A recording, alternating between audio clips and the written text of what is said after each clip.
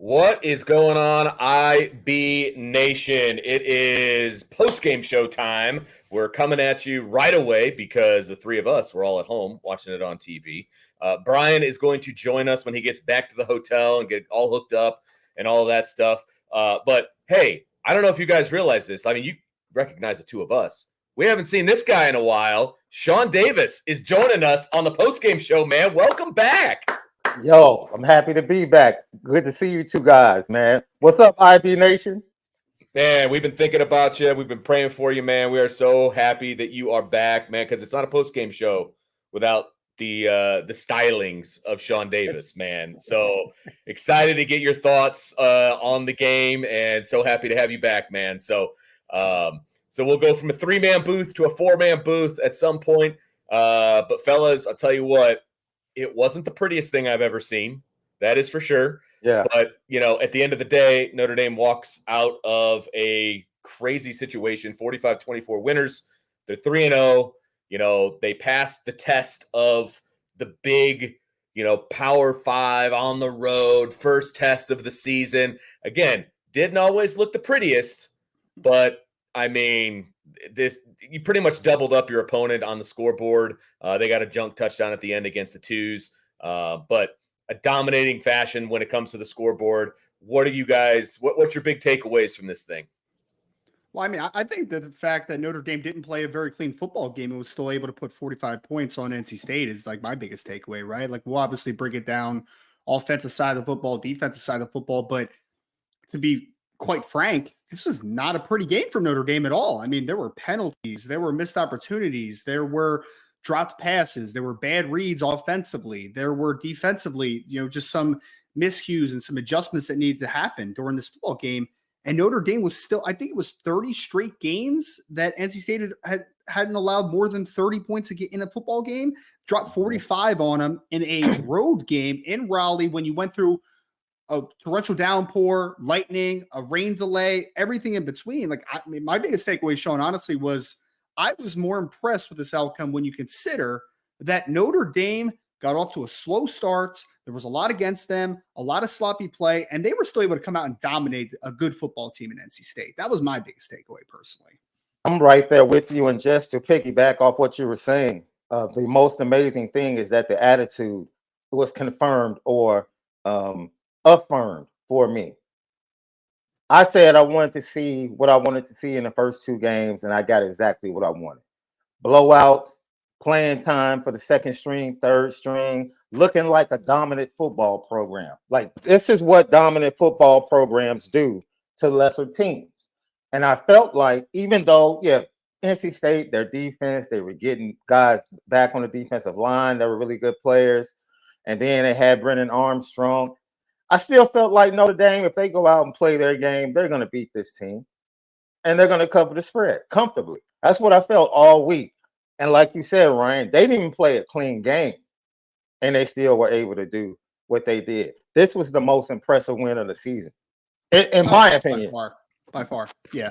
And this is what you want, right? Because the one thing that Jared Parker said, I believe about a week ago, is we know the conflict is coming. Yeah. We haven't had the conflict, but we know it's coming. And when it comes, we're more worried about ourselves than we are the opponents. And that's refreshing to hear. That's just refreshing to hear. And big picture, I feel like Notre Dame is starting to become an elite program.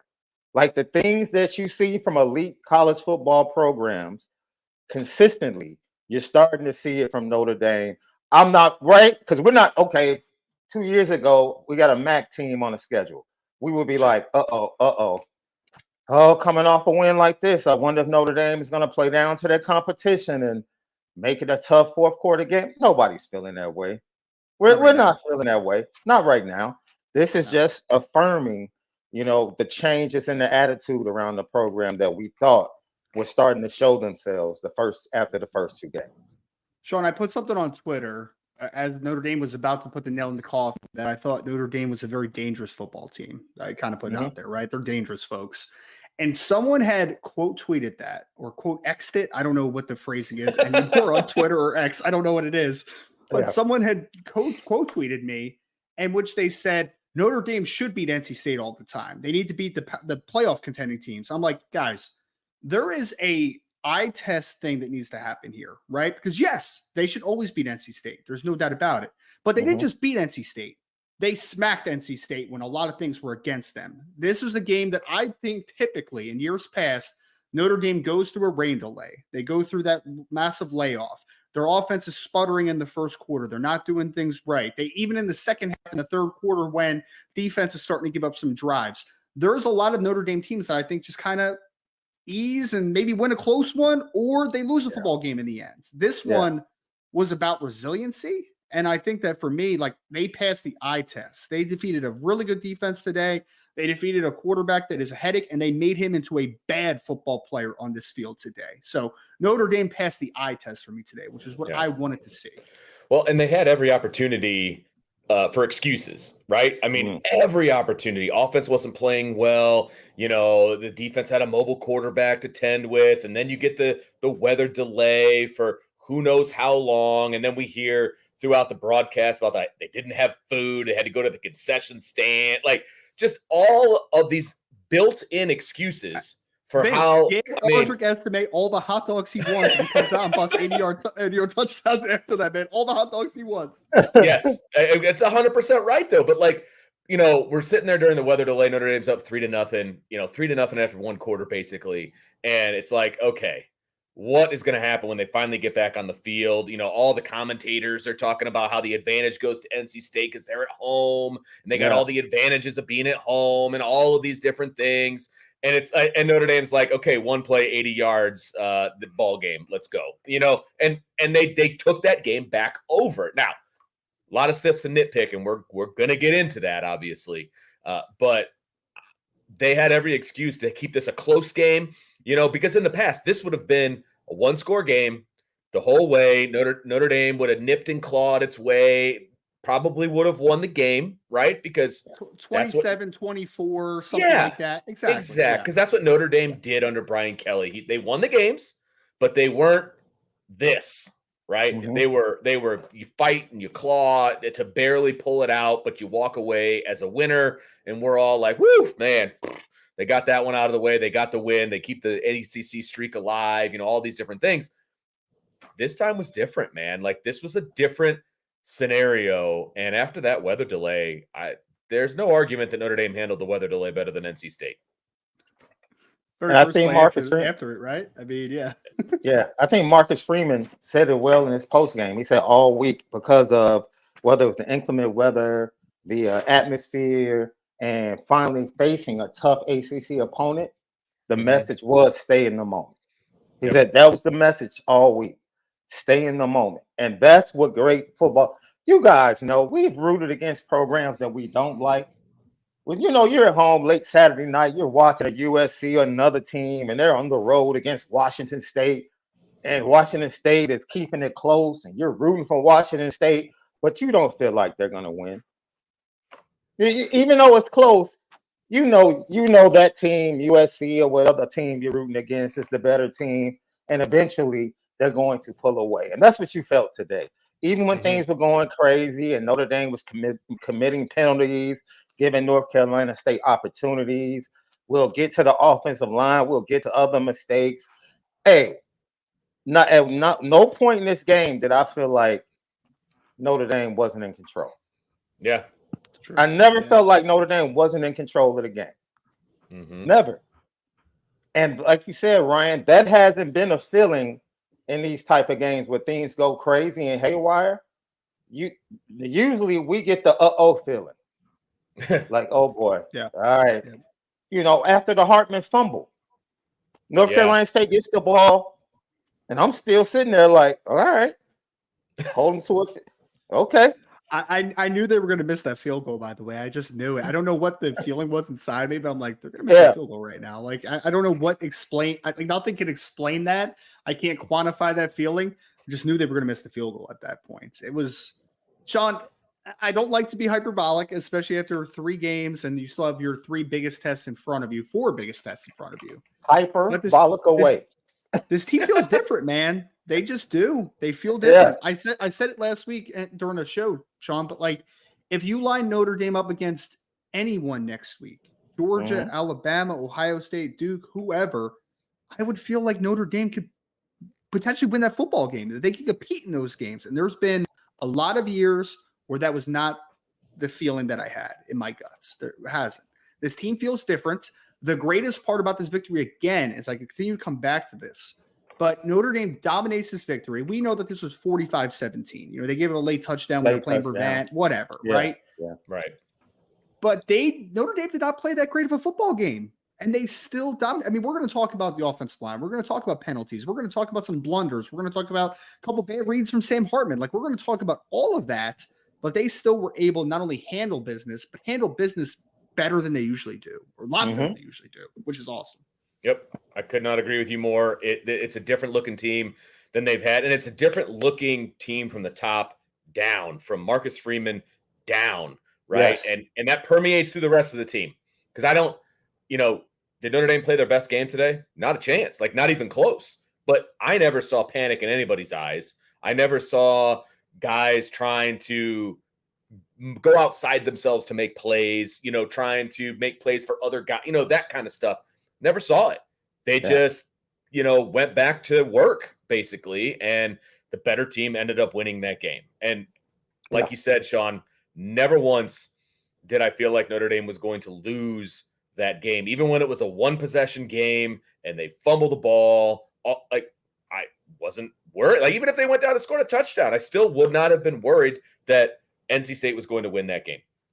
No, I don't know. That's the way it was. And Vince, when you say it starts at the top, for me, I'll tell you the absolute bookmark where it's like, this is a coach that knows he has a good team and is coaching like he has a good team. And the fan base needs to pick up on it because it's a big picture thing. Because we were wondering when Marcus Freeman was going to start to evolve. Remember in the middle of last season, everybody was talking about how he acts on the sideline. 1 minute, North Carolina State is driving. It's like 1:30 left. He's multitasking. You know what? He's slamming the refs because he's saying that's not a penalty because Riley Mills,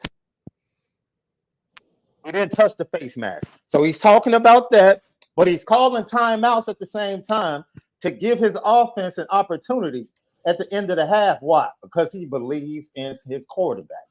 He's multitasking. And the fact that you see that, in the midst of that, he's saying, okay, I got to make sure I give my offense, this offense is going to go down and score. They get the ball back with 8 on the clock, and what do? They go right down and score. To see him get to that point as a head coach, to be mindful of the clock, calling timeouts, to give his offense time to go down and score, but then also to coach in that situation and then to get on the refs at the same time, like, that's a bad call. That's a bad call. You missed the call and just, that's what you wanted to see from him last year, and he's finally evolved. And as you said before, as he evolves and gets confidence in the program, it permeates down through the rest. This is a confident football team, man. This is a confident football team for a lot of reasons. Offensively, defensively, special teams. There's a lot of swagger. Yeah. Notre Dame hit a 54-yard field goal today. Yeah. Yes, they did. And barely missed the 56. Right. Oh, he killed that, man. That was good from like 62, 63. If it wasn't a bad snap, if the snap wasn't bad with the laces to the left, I think he does nail it. Yeah. We watched something amazing today. I know the chat, Ryan, I know they want to complain. I see the complaints. They want to talk about every unit, what they didn't do. Look, Be impressed. You should be thoroughly impressed as a Notre Dame fan with what you saw in Raleigh, North Carolina today. Yeah.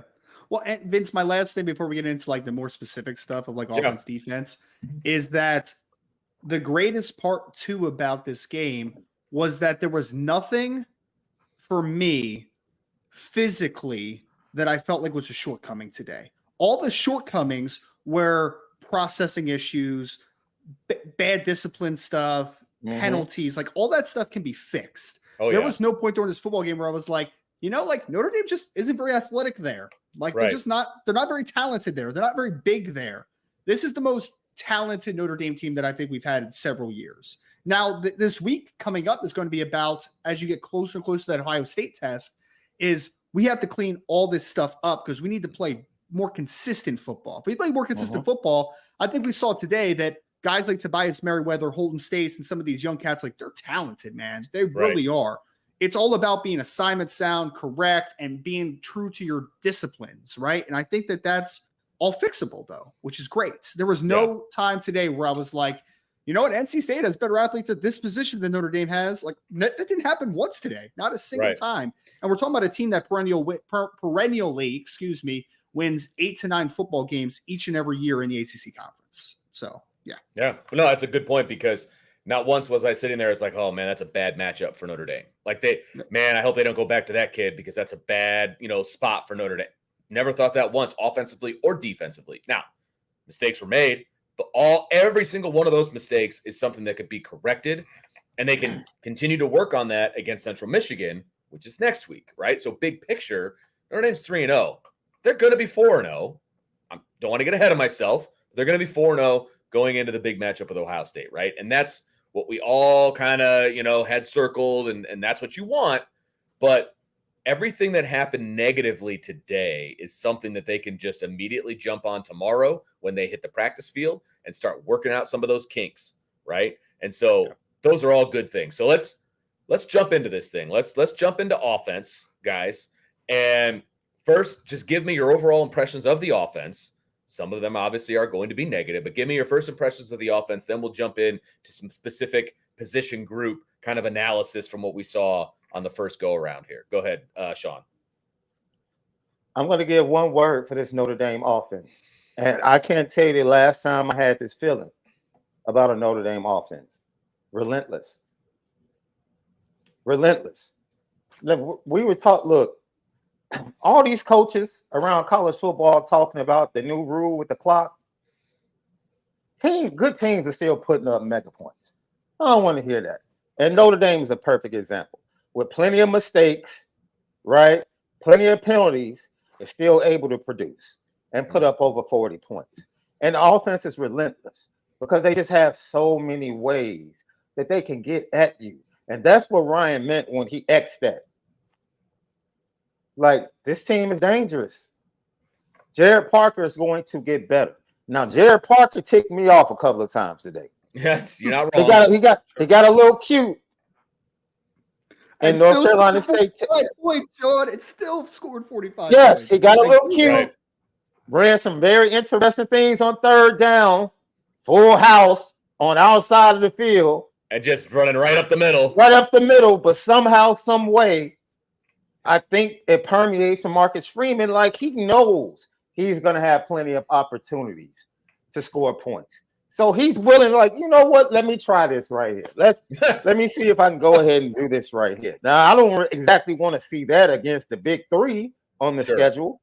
But look, this offense is relentless, man. And it's relentless in a different way. Because usually when you think about relentless offense, you think about up-tempo. You think about spreading you out. No, this team is just, we're big, we're physical. We're going to wear you down, and there's nothing you can do about it. Yes, you might come out early, be excited, be able to make some plays against us, but eventually we're going to get you. Mm-hmm. We just have too much firepower and too many weapons. We're going to get you. You shut our running game down, we'll just hit the tight ends. We'll hit the tight ends. Then we'll hit the receivers. Then we'll come back to the running game. It's just a lot. It's a lot that they have.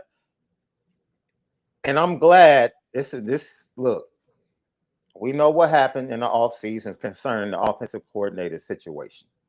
We don't have to rehash that. But look, bringing in Jared Parker, someone that, from his own words, just kind of stuck to what the players knew and built upon it. And I harken back to what he said the second day of practice. I came in on the first day of practice, and this team knew every play, made no mistakes, knew how to line up, had no procedural penalties. That meant that that team was focused, and it gave him a great opportunity as an offensive coordinator to be able to move forward without wasting time on basic things. So what we're really seeing is how this program has evolved.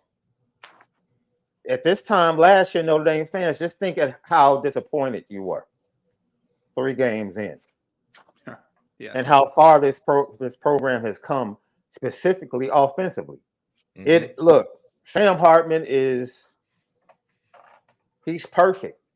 He just is. He fits Notre Dame. He's the perfect quarterback. He's a perfect quarterback to bridge to the future and the younger quarterbacks. He's the perfect quarterback for Jared Parker, in my opinion. He's the perfect quarterback for Marcus Freeman to instill the confidence that he wants to instill in the program. And you could tell that everyone else on the team, offensively and defensively, are confident because they know Sam Hartman is the quarterback. Not because he's a number 1 overall pick or anything like that. They just have confidence that he is going to get the job done, whatever the assignment is. And today, the assignment was, Ryan, it was totally different today. Yep. Totally different. And that's what I mean. Like, we questioned things that Jared Parker called, but he came back, and off of that, he was able to hurt North Carolina State because of things that he did earlier in the game that might not have been successful. And that is really good. That's sound play calling. Yeah. That's sound play calling. And we can sit here and nitpick, which I'm sure we are. We just pointed out a couple of things.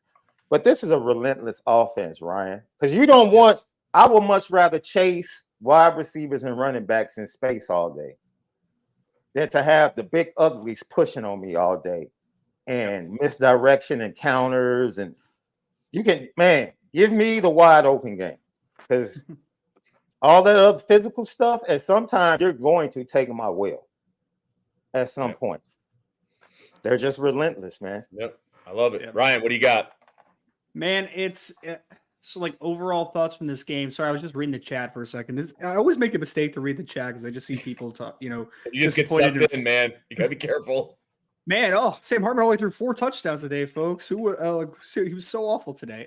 Sorry, he was terrible. No, it was terrible. Yeah, but he wasn't the best version of himself today, right? Agreed. And we'll talk about that. But overall thoughts on this offense are, man, I'm gonna get super. I was about to get super specific, and I'm not allowed to get super specific in this section of this podcast, Vince. Just offense overall, baby. Yes, you got this. Yes. Overall thoughts, I think that you start to see that Notre Dame is capable of creating a lot of explosive plays. You saw that. The Audric Estimé long run, Tobias Merriweather catch run, Chris Tyree catch and run. There's a lot of holding states with a couple big plays, right? So there's a lot of explosiveness in this offense that I think is still capable of. That misnomer that Notre Dame lacks athleticism at the skill position spots, just kill it, man. I just watched Audric Estimé run 80 yards around this NC State. Good secondary, by the way. Absolutely just run around them. That's what I just saw. And he is a 227-pound battering ram running back, and he has those type of wheels. Well, I don't know about that 227. I don't. I mean, I'm just going by what it's listed.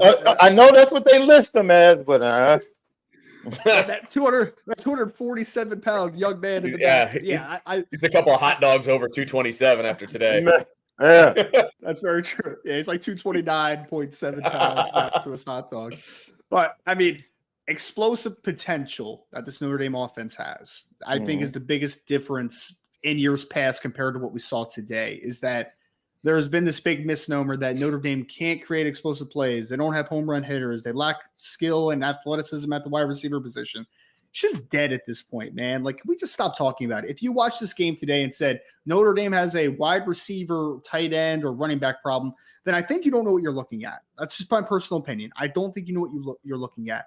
You now have a quarterback that can take advantage of those opportunities, even when he's not on his best, even when your offensive line isn't at its best. So this offense has the potential to be one of the best we've seen in years at Notre Dame. That's what I believe. It has a chance to be explosive, and it also has a chance to be efficient. I mean, Sam Hartman hasn't thrown an interception yet this season. He had a fumble today. But he hasn't thrown an interception yet this season. They've been pretty good on not turning the ball over the first 3 games. You have a running core that should be able to consistently churn out yardage. So I think that the explosive yet efficient nature of this offense, what it can be, is really exciting. And you saw a lot of that today, despite a lot of things that need to be cleaned up on that side of the football.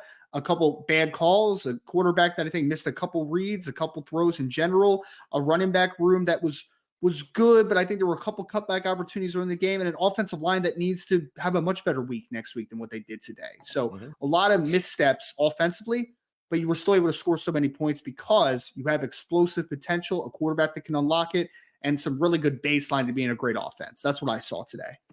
Yeah, I think the foundation obviously is there for a really good offense, right? I mean, if you, it's one of the things I've been harping on since game 1. I mean, again, Sam Hartman did not have his best day. Still hit 8 receivers. I mean, still hit 8 different receivers in this game, right? And so, when he's not on his game, I'm still not worried about it. And he didn't show panic. And so overall, you're right. There's no mismatches offensively against anybody on that defense that we saw, right? The offensive line, we'll get into that. They had their missteps. There's no doubt about that. But they still were plowing ahead with the run game. They still had 170 yards on the ground. They're still coming at you because the stable of backs is so stinking good, right? They make plays when there aren't plays to be made. And, I'm impressed with the offense because even when they are not all together and they're not playing their best game top to bottom, they still put up 45 points. There's not a defensive touchdown in there anywhere, guys. Like, yes, did the defense give them a short field on a couple of different occasions? Yep, but they capitalized on it. They're allowed to do that, though. They're allowed to do it. Right. Just because in 2022 they didn't force almost any turnovers. Like, they're allowed to do that, folks. They're allowed to do that, believe it or not. And they probably should have had another turnover on that Morrison dropped interception, right? That'll never happen again. There's no chance, right? And so this offense, thank you, son. Sorry, I forgot. You're all right. Get out of here. So this offense is one that they're averaging 47 points a game right now. Yep. 47 points a game after 3 games. Say what you want to about the first 2 opponents. They didn't play their A game overall offensively, right? B minus, C plus, depending on how, because there are too many punts for my liking, right? But we'll get to the special teams. But if you're going to punt the ball, average 50 yards, that's pretty good.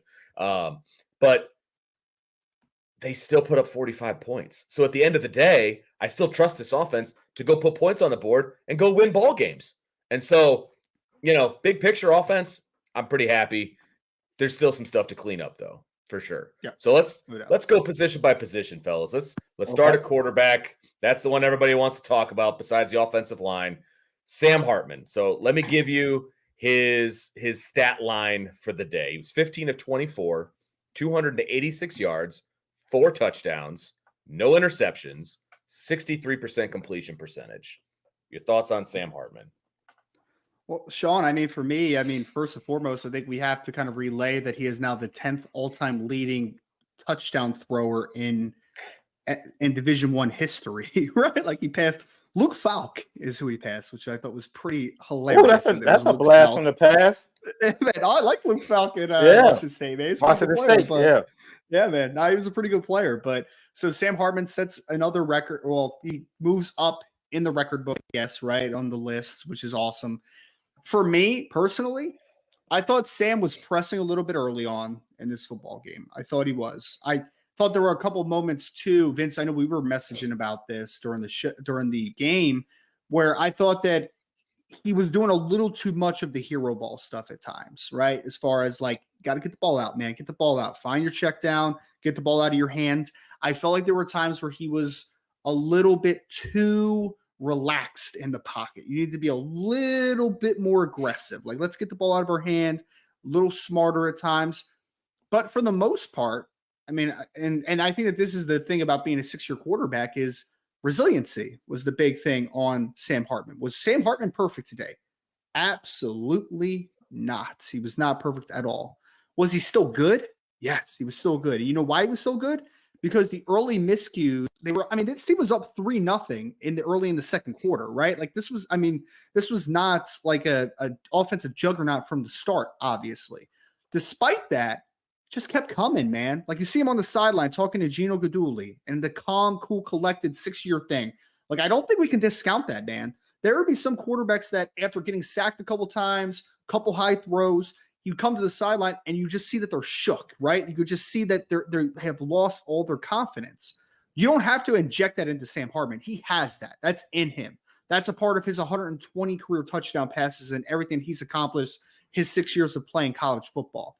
He has that inside of him, in my opinion. So the resiliency ended up enough to make some big plays, that the flats were open all day. So I know Greg, I was watching the Greg McElroy. I was watching ESPN on this broadcast, and Greg McElroy just kept yelling a spider 2 banana. I'm like, yeah, man, we get it. You know a football play. That's great. But flats were wide open. He was cool and calm in the pocket for the most part. He made some magic happen, obviously, with the little leak out to Chris Tyree for the big game.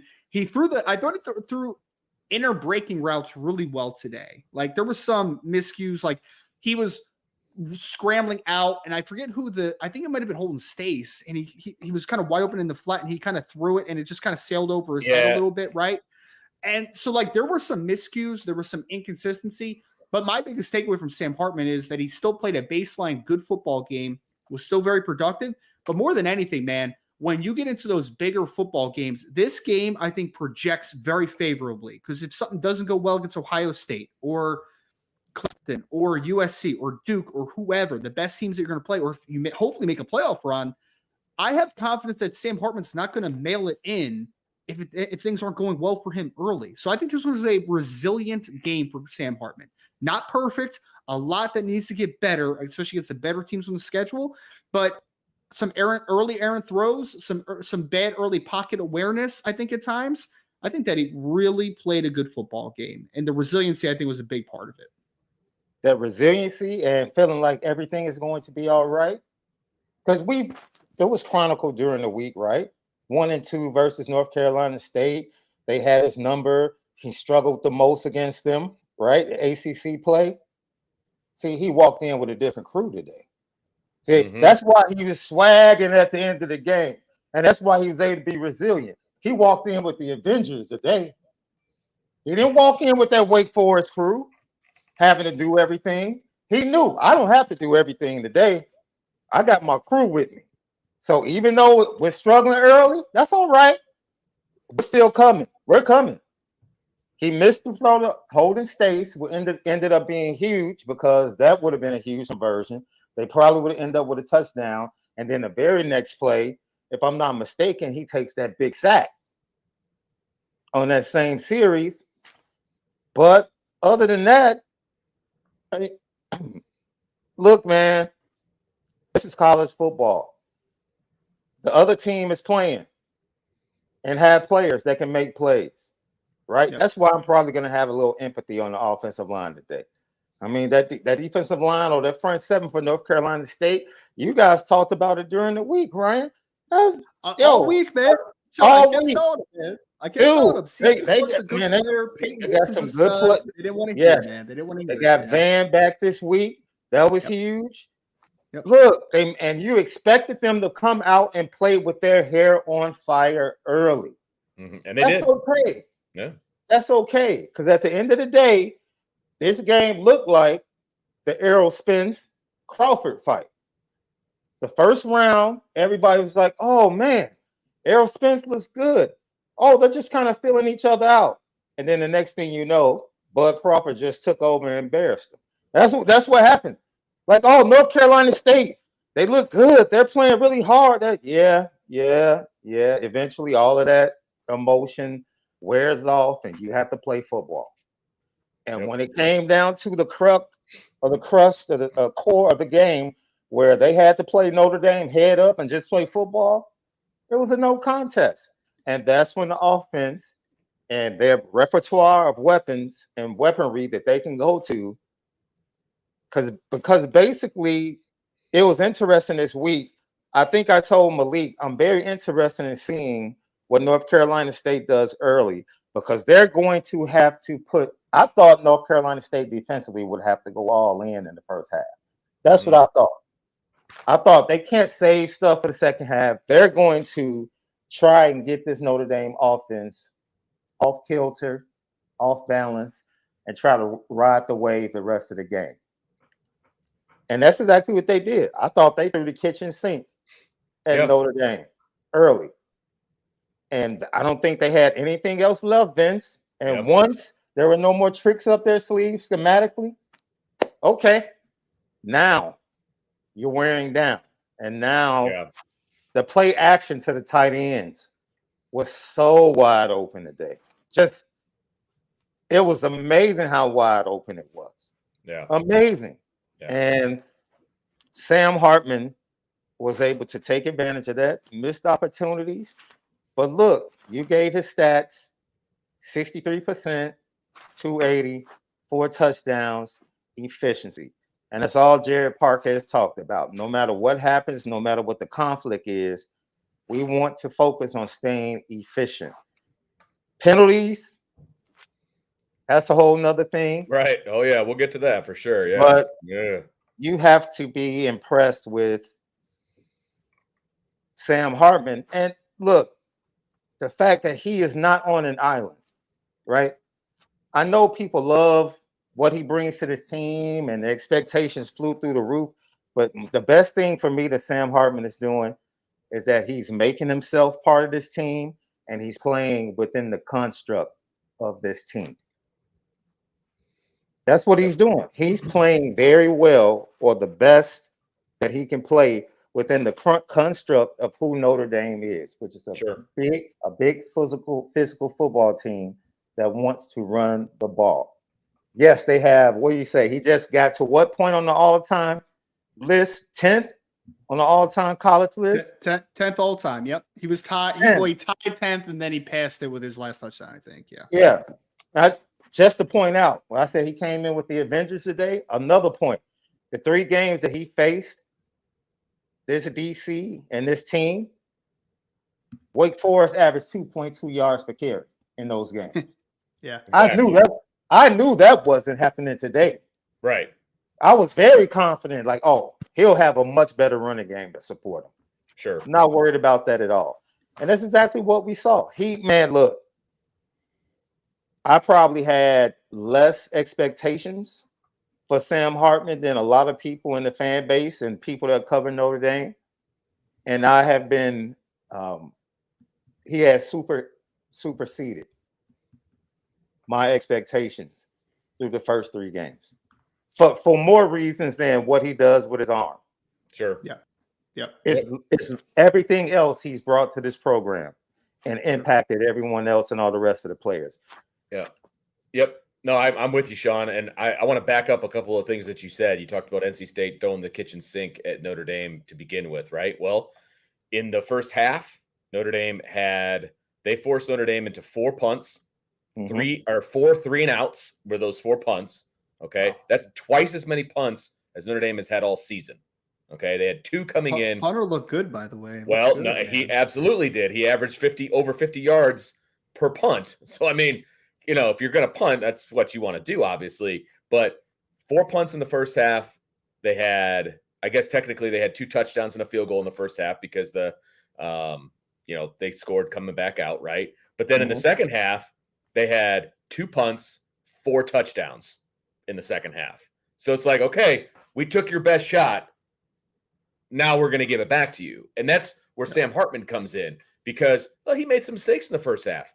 There's no doubt about it. His first half stats were not fantastic by any stretch of the imagination. Right? At one point, he was like 7 of 13 for like 70-something yards in the first half. To your point. Yeah, absolutely. And I was, I'm trying to figure this out here, and I'm not doing very good at it. But the offensive stats in the first half were not very good, right? I mean, they just weren't. They weren't very good. Second half is a completely different story. So, did he panic? No. No. Not only is that good for him, but it was also good for the rest of the team, right? And he still ended up throwing 4 touchdowns. He still ended up, I think if you're a betting person out there, the over-under for passing yards for Sam Hartman was like 229 or something. Blew that away, right? He was 280 something, so he blew that away, right? 8 different receivers. So, I mean, he still went out and did what he needed to do, but the difference between Sam Hartman in 2023 and Sam Hartman the other 5 years of his college career is that he can have a game like that, and it's not going to lose the game for the team. You know what I mean? Like, he was Right. the offense at Wake Forest. If he comes out and he's sluggish and he's not hitting the things he needs to hit at the beginning and all those, they lose. They lose those games. He had guys around him where he was able to do some play action because of the run game. He was able to hit the flats. He didn't have to go deep a bunch of times, right? Like, he was like Sean said, he was in the construct of the offense, and the offense puts up 45, right? There you go.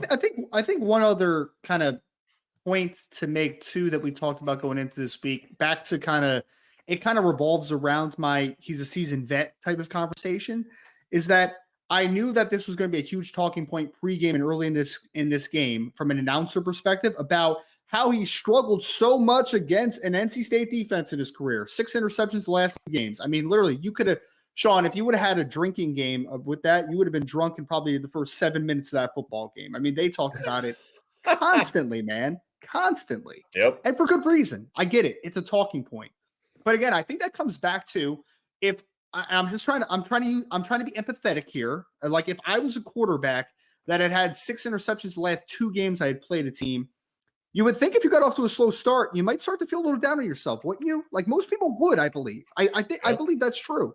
But that comes back to, and it was so mean. Did you guys see the trivia question? I was watching ESPN. I don't know if you guys were, but about the how many NFL quarterbacks are younger than Sam Hartman? It was like 17.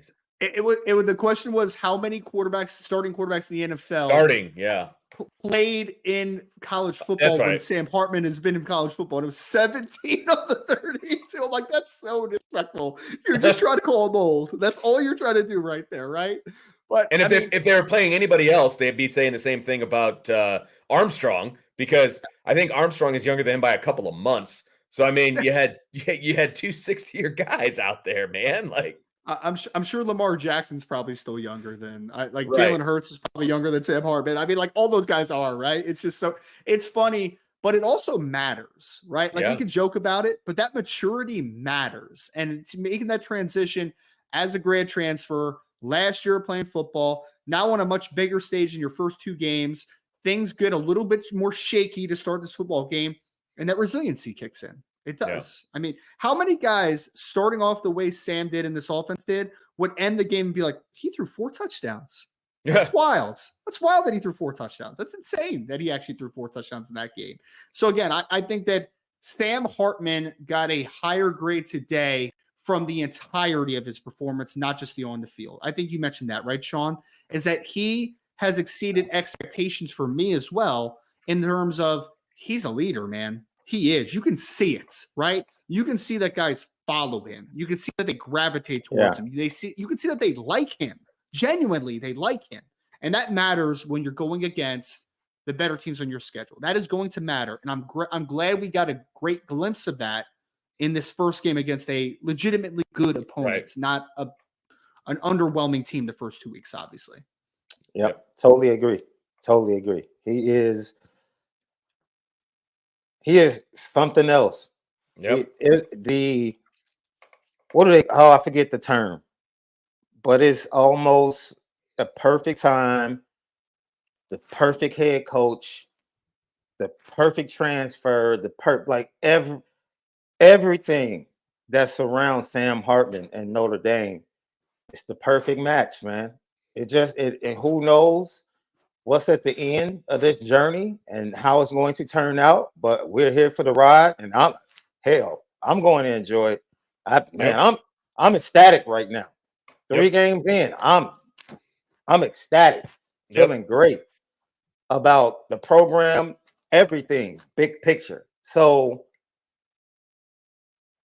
I'm excited to see. I want to fast forward through next weekend. I'm ready. I know, right? I'm Seriously. ready for September 23rd. I'm ready. Let's do it. Like, let's do it. Sean, At I'm gonna this be in point, town next weekend, so let's not fast forward. okay. All But right. I'm just speaking. I'm ready. I'm ready, guys. I'm gone. Because can we be? This is why he was brought here. Yep. This is why he was brought here. Like, we're talking about today. Notre Dame has beat teams. Dude, they have an ACC winning streak with lesser quarterbacks. Sure. Let's keep it real. Like, Notre Dame has always been more talented than the rest of the teams in the ACC outside of Clemson in recent history. Yep. But we know why Sam Hartman was brought here. So at this point, it's like, let's get to the 3 big games. Because in my opinion, the attitude that this team has right now, they're not losing. They're not losing to the lesser teams. This team is all business. They have proven to me that they're all business, and they're led by a grown man. They're just led by an adult. That's it. This is a team that's focused and all business, led by an adult. They're not losing the lesser team. I would be shocked if they go down to an ACC team. Oh yeah, that's lesser than on this sketch. Shocked. It's funny. We talk about how old he is. What they even put up the stupid picture of him when he was a freshman, and then to now, it's ridiculous. But anyway, I thought it was hilarious, to be honest with you. Maybe I'm just reading way too much into this, but he was warming up with a ball cap on. When was the last time you saw a college guy warm up with a ball cap on? Like, that's an NFL move, in my opinion, right? And when he comes off the sideline, he puts the ball cap on. Like, that's an NFL thing. Like, he is such an adult compared to all these other kids on the team. But he is. Yeah.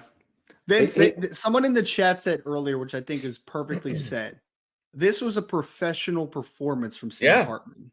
Absolutely. Like, everything about him today was a pro.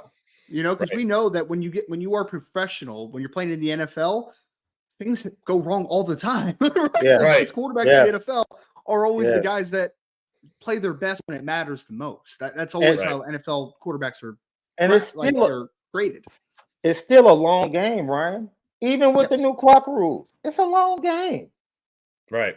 Like, there's no need to have panic. Right. And that's why it's great to have an adult in the room. That quarterback. It is what it is. It's great to have an adult in the room that plays quarterback at Notre Dame. And this entire season and situation might end up spoiling Notre Dame fans. Yeah. Right. Because coming off this, we might get used to having an adult in the room and to probably have to go to younger options. It's probably going to be very interesting moving into the future, but man, look. Let's move on to the next, I guess, most talked about position group on the offense, at least today, and rightfully so. And that's the offensive line, right? So let's talk O-line. And Sean, you said you were gonna, be easy on them a little bit, based on kind of where things ended up. But the bottom line for the offensive line, I think they need to play better if they want to be an elite team all year long. That is what I will say. There were some definite mistakes. Sam Hartman was under pressure way more often than he should have been. Now, as Ryan said, as you said, they threw the kitchen sink at him. I mean, defensively, they threw everything that they had in this defense, the 3-3-5. They can bring pressures from all over the place. I get it. But they still allowed too much pressure on Sam Hartman. And then Sam, a couple of occasions, held onto the ball a little bit too long. Probably should have gotten rid of it, right? And so that makes the O-line look a little bit worse, So it's a couple of different factors, but the bottom line is if this offense is going to be the offense that we think they can be, offensive line has to play better. Yeah, but I think we saw some in smaller doses. I think against Navy, he went play action, and there was a little bit of leakage in the pass protection from guards. We saw that against Navy. We saw it a little bit against Tennessee State early, where there's some mistakes. Blake Fisher, in my opinion, has been inconsistent when I think about how dominant he's dominant in the run game. Yeah, Dominant. Pass pro, he just needs to be more consistent. He needs to get better. But it's not like he's just, it's like two or three times a game where you say, come on, Blake. Right. You're better than that. And eventually, the reason I have empathy is because I've come to realize that covering Notre Dame and talking Notre Dame, that I'm so spoiled when it comes to offensive line play. Sure. When I look around college football and I really see what normal line play is, it's like even when Notre Dame struggles, they're better than most of the offensive line play on that particular Saturday. Sure. Like I'm sure if I go watch offensive line play the rest of the evening, I'll be like, "Ooh, okay, Notre Dame." I'll still take Notre Dame's offensive line, and that's what it's like. You take a game like this, a game where you expected a really good defensive coordinator to bring the house early, to get Notre Dame out of their game plan and possibly get Jared Parker off his square, because he knew Jared Parker was a first-time offensive coordinator as well. Sure. So he's battling not only Notre Dame, but he's trying to go at Jared Parker. And as much as we want to talk about the resiliency of Sam Hartman, the offensive line was resilient. Dude, hey, you look at what they put up from a yardage standpoint, and then you look at an 80-yard touchdown right out the gate when they come back. It's obviously somebody and during that weather break was like, hey, get it together. Mm-hmm. It's on you guys to come out and dominate. And first play, 80 yards, okay. So and they were part of the 45 points. Like, hey, as much as you want to talk about what they didn't do right, they were part of the 45 points. The 45 points don't happen without the offensive line play. And in my opinion, they went up against some really good players, some NFL players in the front seven on the other side. So I expect them to look much better next week against Central Michigan. And I expect them to kind of come back to this type of performance against Ohio State because of what Ohio State has on the defensive line. Like, you have to recognize, when offensive line play, Joe Alt got a penalty. I was shocked. Now I was shocked. I'm like, there's no way that was on 76. It had to be on somebody else.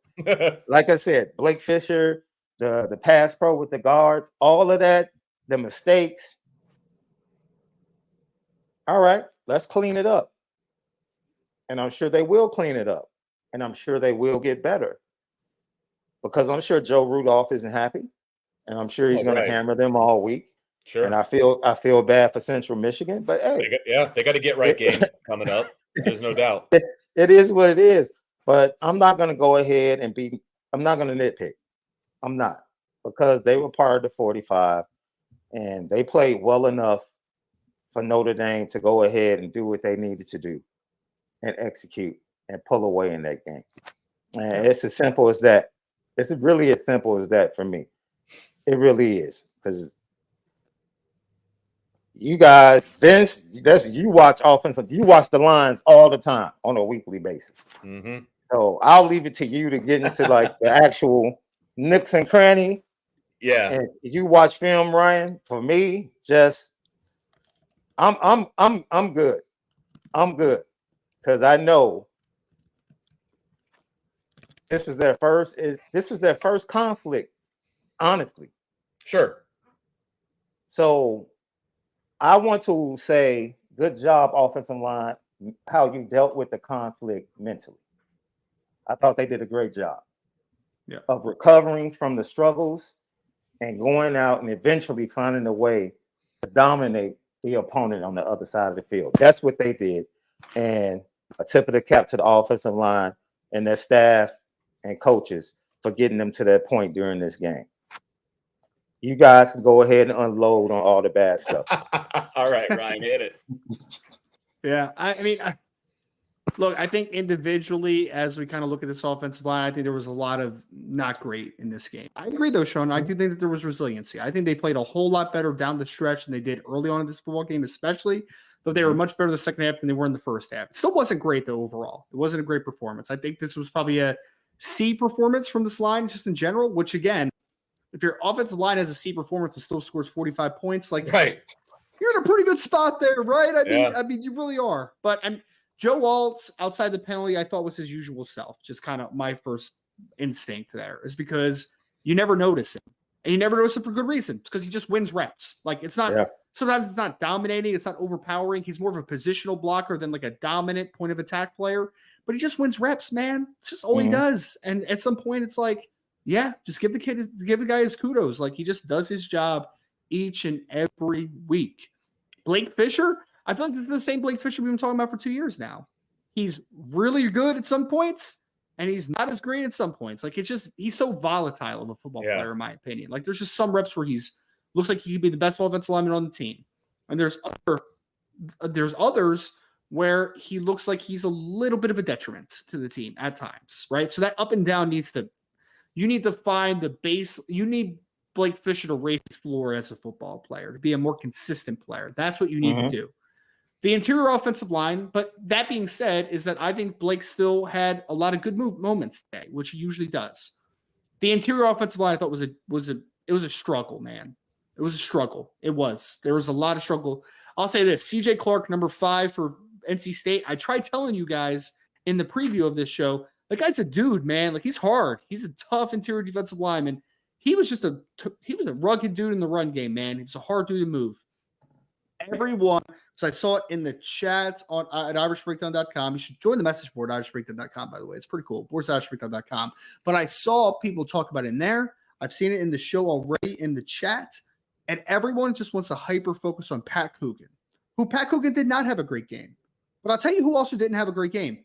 Rocco Spindler didn't have a great game. Zeke Morrell did not have a great game.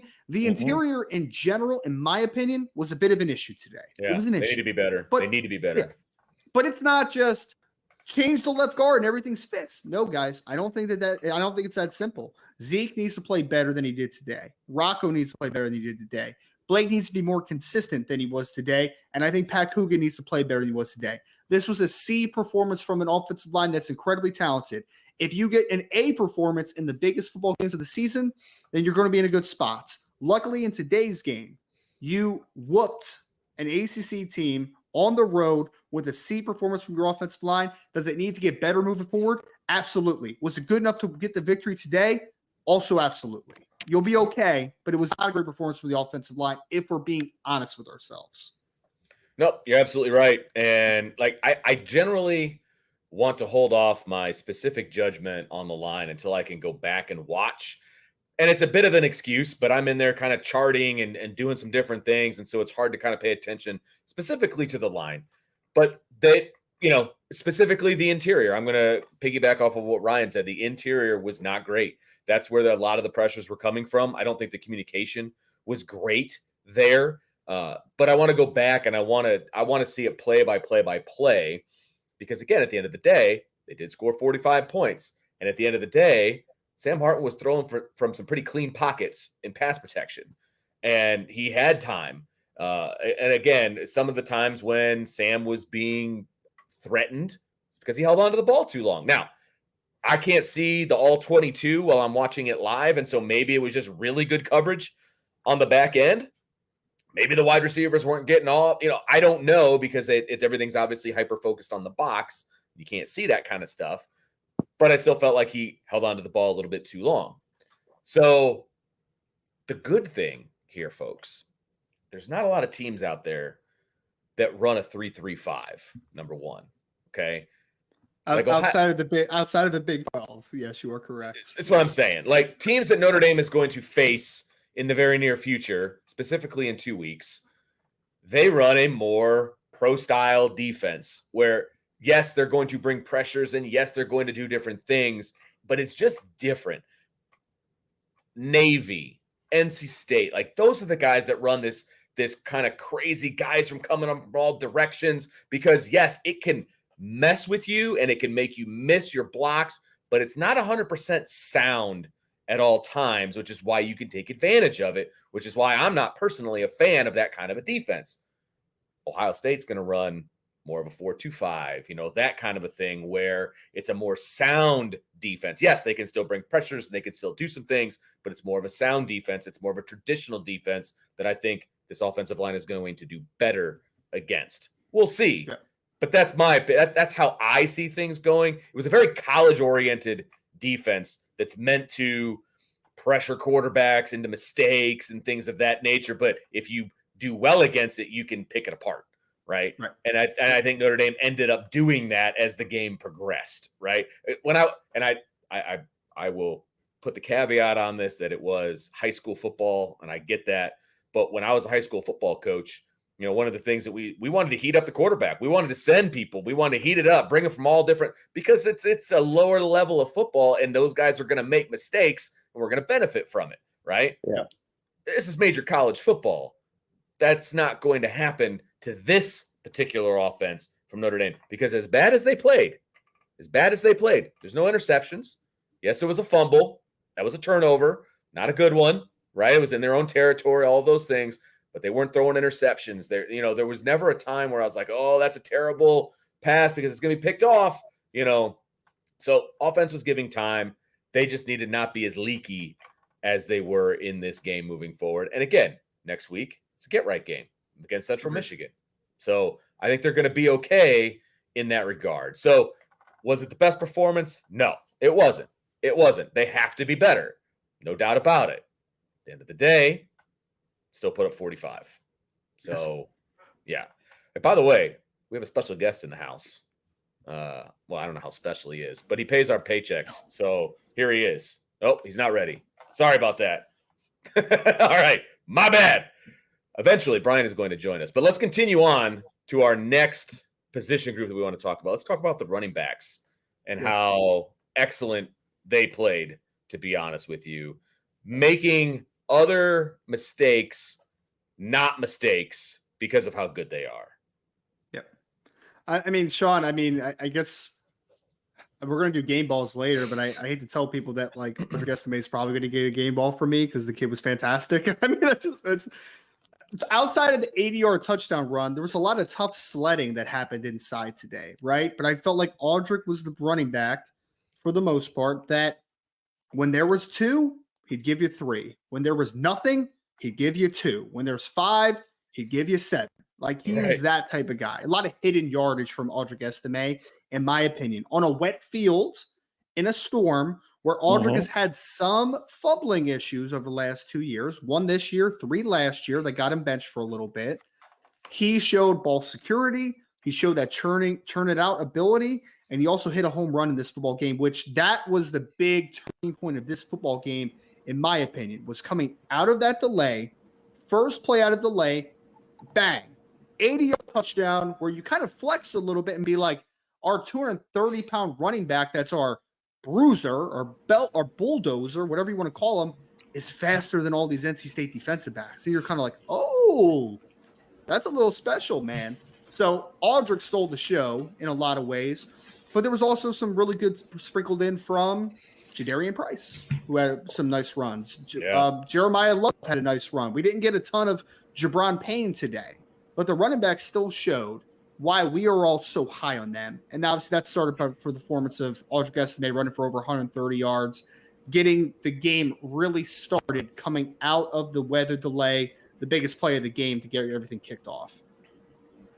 Just to kind of start right there with Audric Estime, I remember the first time I went and watched practice, like the first time I went down with IV, and B. Dris would say, man, call me after the practice and leave a voicemail. And one of the first practices, the first thing I said was, Audric Estime has great feet to be that big. I was like, he's a dancing bear. I was like, to be that big, there's no way his feet should be that good. And I think as big as he is and as bruising as he is, and you talked about his speed, he fits this Notre Dame run game. He's so patient, man. He's such a patient runner, and you could tell he's so much better as a running back this year than he was last year. Like you can see the work he's put in. And the last touchdown he had was almost laughable. Because it was almost like he just ran up to the line of scrimmage and just waited for everybody else to kind of just fall down and just, okay, I'm going to take a half step here, half step there, and just go ahead and go into the end zone. He has been, he's the adult in the room for that. Notre Dame, and I want to point this out. From a leadership standpoint, everything you see from Notre Dame this year is a total 180 from what probably was going on last year around this time. Just from a leadership standpoint. Just having Sam Hartman as an adult. I think Aldrich Estime is an adult in the running back room, and we can go on down the line. I'm impressed with Jeremiah Love. I know how fast he is. I know how athletic he is. But he's not one of those freshmen that's so quick to go away from where the play is supposed to go. Like he sticks to the play, and he's going to become better because of that. And eventually he'll be able to bounce things to the outside on the counter, but he's still learning. And I love the pace I love what they're giving him to this point. Because most fans would be like, oh man, he needs to have 10 to 15 touches a game. No, he's right where he needs to be right now. And then Jadarian Price, I think, if I'm not mistaken, today probably had 2 or 3 runs where it was like, oh man, if he could just break that one tackle, he's out the backside. Because they did a great job of using him in that way because of how explosive he is. I also love how they've become scary to opposing teams in the passing game. Whether it's a check down, whether it's a quick screen. I think they got a penalty, and I love the fact that they ran a little swing pass, a quick pass to Aldrich, and I think Aldrich picked up like 15 yards. It was like 3rd and 18. He ended up getting 15, and it was like, oh, they didn't get the first down, but it's like, yo, that's a great play. That's something that I've never really seen in this offense. And I just love the multiplicity of ways that they're being used offensively, because it gives other defensive coordinators and teams a lot to think about on a weekly basis. It just really does. So, man, look, I'm sorry, guys. If you guys can see under my desk right now, like my legs are shaking. I'm so antsy. I'm telling you, man, dude, I'm ready for 2 weeks. I'm ready to be 2 weeks from now. Look, man, I'm ready. Like I'm ready. So everything we're going to talk about now, Vince, I'll let you guys nitpick. I'm happy. I'm happy with the quarterback, the offensive running back. I'm happy. Can I jump in and say this, Sean? Like, here's the thing. I'm gonna nitpick a little bit more tomorrow upon further review than today. But like, here's my big takeaway, and it comes down to the offense as well. If you're a football coach, right, Sean, you're looking at it as an analyst and a fan and all that stuff. If you look at it as a football coach, there's a whole lot that needs to get cleaned up from today. A whole lot. Sam Hartman put the ball on the ground, misreads, O-line, this and the other, and they just went on the road and blasted a good football team. Right? Like, think about that. They brought their B- game today, fellas. They brought their B- game offensively today at best, and they put 45 points on the board. This was one of the best team wins I have seen in a very long time. And you guys are talking about Aldrich Estime, and he did this and he did that, and that's all great. He did. He absolutely did. That, Brian, that play you talked about is huge to kind of get that energy back coming out of that break. But who was the guy that made the plays on that first series when Aldrich had 3 carries for 1 yard at that point in time? It was Jadarian Price. Yep. Right. And then Jeremiah Love does his thing. And you know, like Jaden Thomas has been their best receiver the first 2 games. He was not good today. Dropped a deep ball, wasn't getting open. Tobias stepped up today. Jaden Greathouse stepped up for a big play. Had a silly Tobias. Chris Tyree stepped up with a big play. It was a very inefficient game early. But what did we say they needed to do? You got to get big plays. They got some big plays. And that's the thing. I was talking to my dad about this on the way home from the game, but it's like, how do you stop this offense? Because you can take Jaden Greathouse out of the game. You can take Mitchell Evans doesn't play real well in the game, had a drop. Your guards don't play well. Sam Hartman's was not really that good today, if we're going to be real about it. But not really, not all that good today. And then you look at his numbers, you're like, I'll take that kind of not very good all the time, but it's like, okay, Audrick's not going early. So let's get Jadarian in there and do some things. And then Audrick gets going and now other things open up. Right. And once Audrick gets going with that big play, it's like, well, now what do you do? Right. And that was the thing. And it's Ryan, it's kind of funny.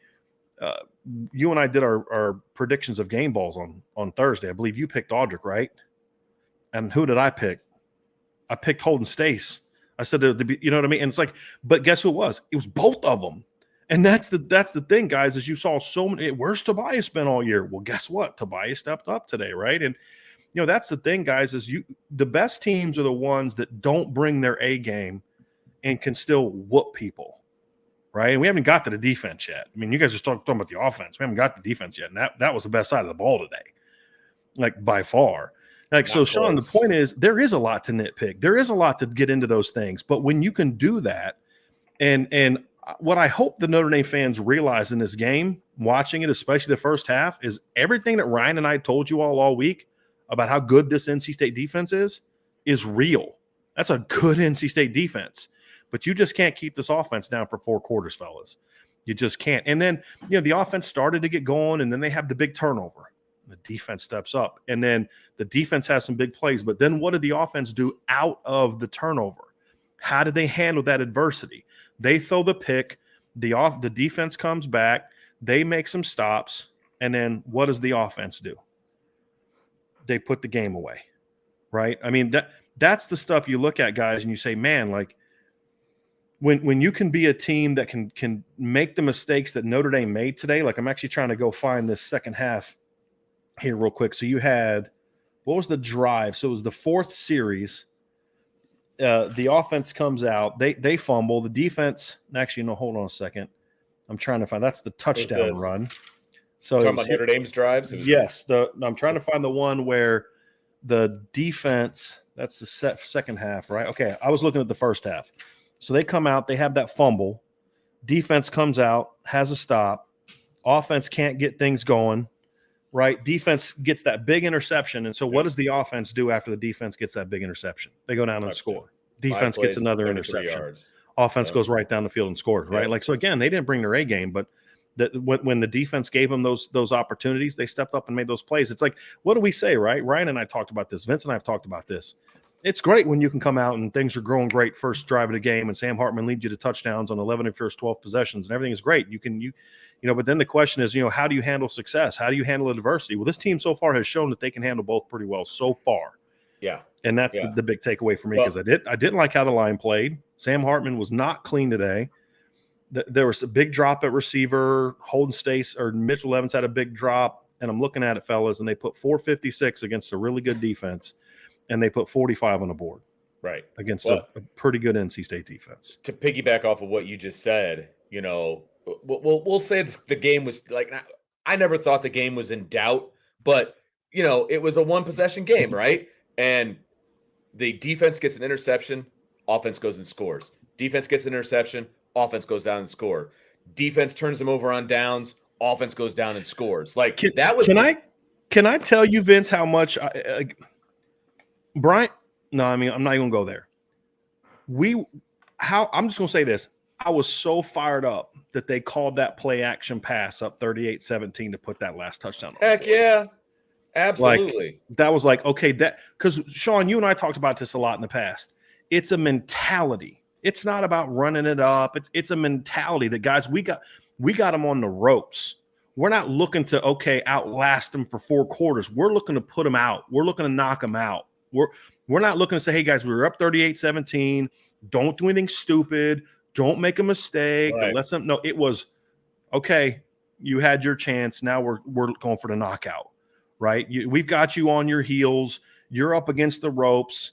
I'm looking for that uppercut to put you out. And that's exactly what they did. That said so much to me about this team. But where does that come from? The top. Yep. Right. Top. We talked about that. It's top down, man. It's like, hey, guys, when you smell blood, we go for the kill. And that's exactly what it is. Because think about the momentum that swing that happened within about a 5-minute period. Notre Dame fumbles. NC State gets the ball at the 16-yard line, about to tie the game up. Yep. And they went missed that field goal. Yeah. I mean, they get held to a field goal attempt, and then they miss it. So after the Notre Dame turnover, I'm trying to find it here real quick. After the Notre Dame turnover, NC State had 4 plays in 7 yards. 4 plays in 1 yard. This is what happened after it was 24-17 and Notre Dame fumbled. 4 plays 1 yard, 4 plays minus 7 yards and a pick, 1 play minus 15 yards and a pick, 7 plays 29 yards and a pick. And we're not talking about the defense yet, but here's the thing. The offense, which had sputtered, took advantage of that and played team ball. Yep. That's the big key right there, fellas. Yep. And I want to ask you that because we talked about this earlier, and I want to get your opinion on it. In previous years, this game specifically, I still think Notre Dame wins this game, but I feel like it's a scratch and claw, ugly situation. I don't think they do. I think when they fumble that football up 24-7, first of all, this isn't a team that necessarily handled these long delays very well in the past. Let's be real about that. We've seen it twice, and they lost both of them, right? So that's one part, Vince. Do they, to what Ryan was talking about earlier, do they come out of the gate, first play, go 80? Are they that locked in? Right. I don't know that they do. So I don't know that I would agree with that, Vince, that they would have won this game in the past. I mean, I want you to finish your point, but like, I don't even know that they do that, much less bury this team the way that they did. Because again, this is a good football team. I think my point is that, okay, they've won all these ACC games in a row. So I'm gonna give them the benefit of the doubt that they win this game, but it's more like they hold on to win like a 3-point game. Sure. And it's ugly. You know what I mean? Great about it coming out, yeah. Right. It's like, okay, well, we escaped that one. Like that, we got the win, but man, it was ugly, like that sort of a thing. It's not a dominating 45-24 situation where, okay, yes, there was mistakes, no doubt, but they hammered that team. Like it was clear who the better team was when that thing was all done. Yeah. You know what I mean? And I think that's what, just kind of connecting to what the conversations Brian and I used to have, understanding we both felt that's what Marcus Freeman was trying to instill. Right. Even when he was struggling, you lose to Marshall, lose to Stanford, big picture, we felt like we knew what he was trying to do. Right.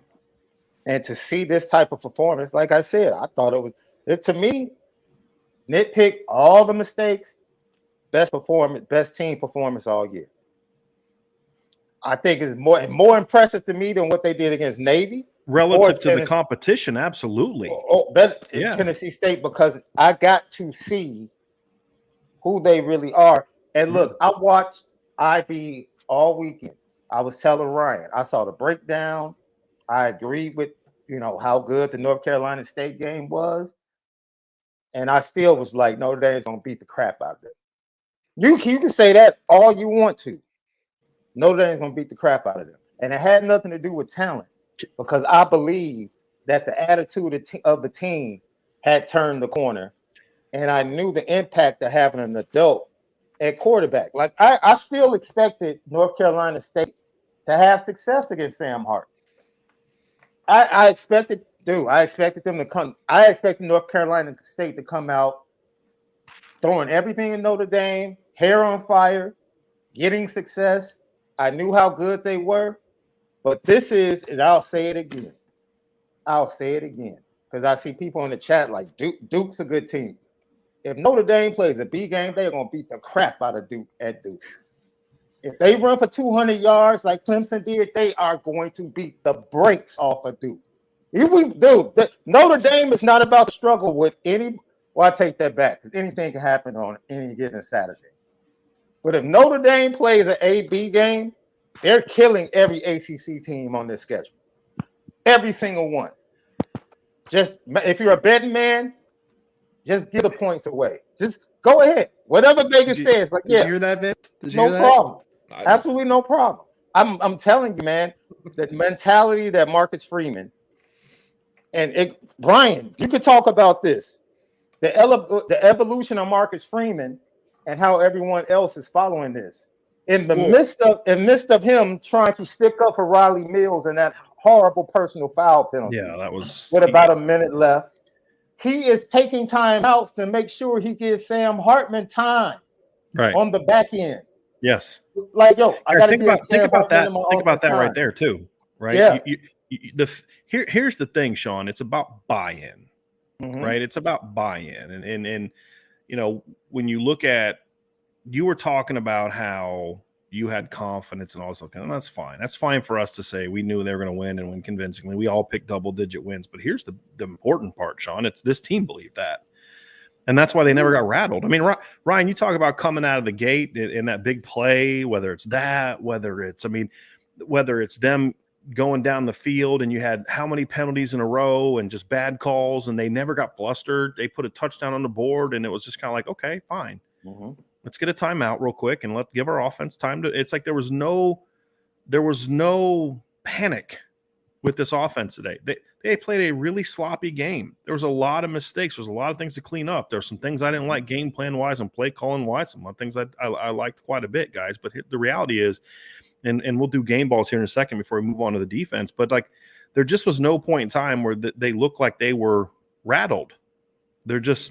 There wasn't. There were times NC State looked like rattled, but at the end of the day, Sean, this is kind of where you're getting to. The mentality that we've seen instilled through 3 games, right? Now they've got to learn that they do it for 12 in the regular season. But I've said this, Vince, and I know Vince has heard me say this a million times because some I've said since he and I have known each other. There's a big difference between going on the field and believing you can win, like thinking, hey, I think we can beat anybody we play. That's one mentality. There's another mindset that says you don't belong in the field with us and we're going to win. It's not a think or a belief. It's just a knowledge, right? Like, it's like, I don't believe certain things to be true. I just know they are, right? Like, and to me, because like a belief requires a bit of a, like when I think, well, I believe this to be true. It's almost kind of like you're saying, like, I have faith that it is. May not really know, but I have faith that it is. And then there's just knowledge. I know this is true. And that's how this team played today, guys. That's what that is why you don't get rattled. And the faith, to me, yes, it's Marcus Freeman, but it also has a lot to do with the fact, guys, that there's faith in the quarterback because the quarterback doesn't get rattled. Sure. If Sam Hartman gets sacked and fumbles the ball and he goes to the sideline, starts yelling at Blake Fisher, Joe Alt, and Pat Coogan and Zeke Correll, who let the guy loose and all that kind of stuff, and he's getting in their face and, you know, effing block for me, you know, and then guess what? The team, but he's, you know, just walks off. You could tell he was upset with himself, with, you know, whatever, but it's just like there was no panic. The mind, it just didn't change. Yeah. And I think that's a big part of it, guys. This team just walked on that field today and said, because again, it's, you got to believe that, or you've got to know that, and then you've got to have a desire to go out there and show it.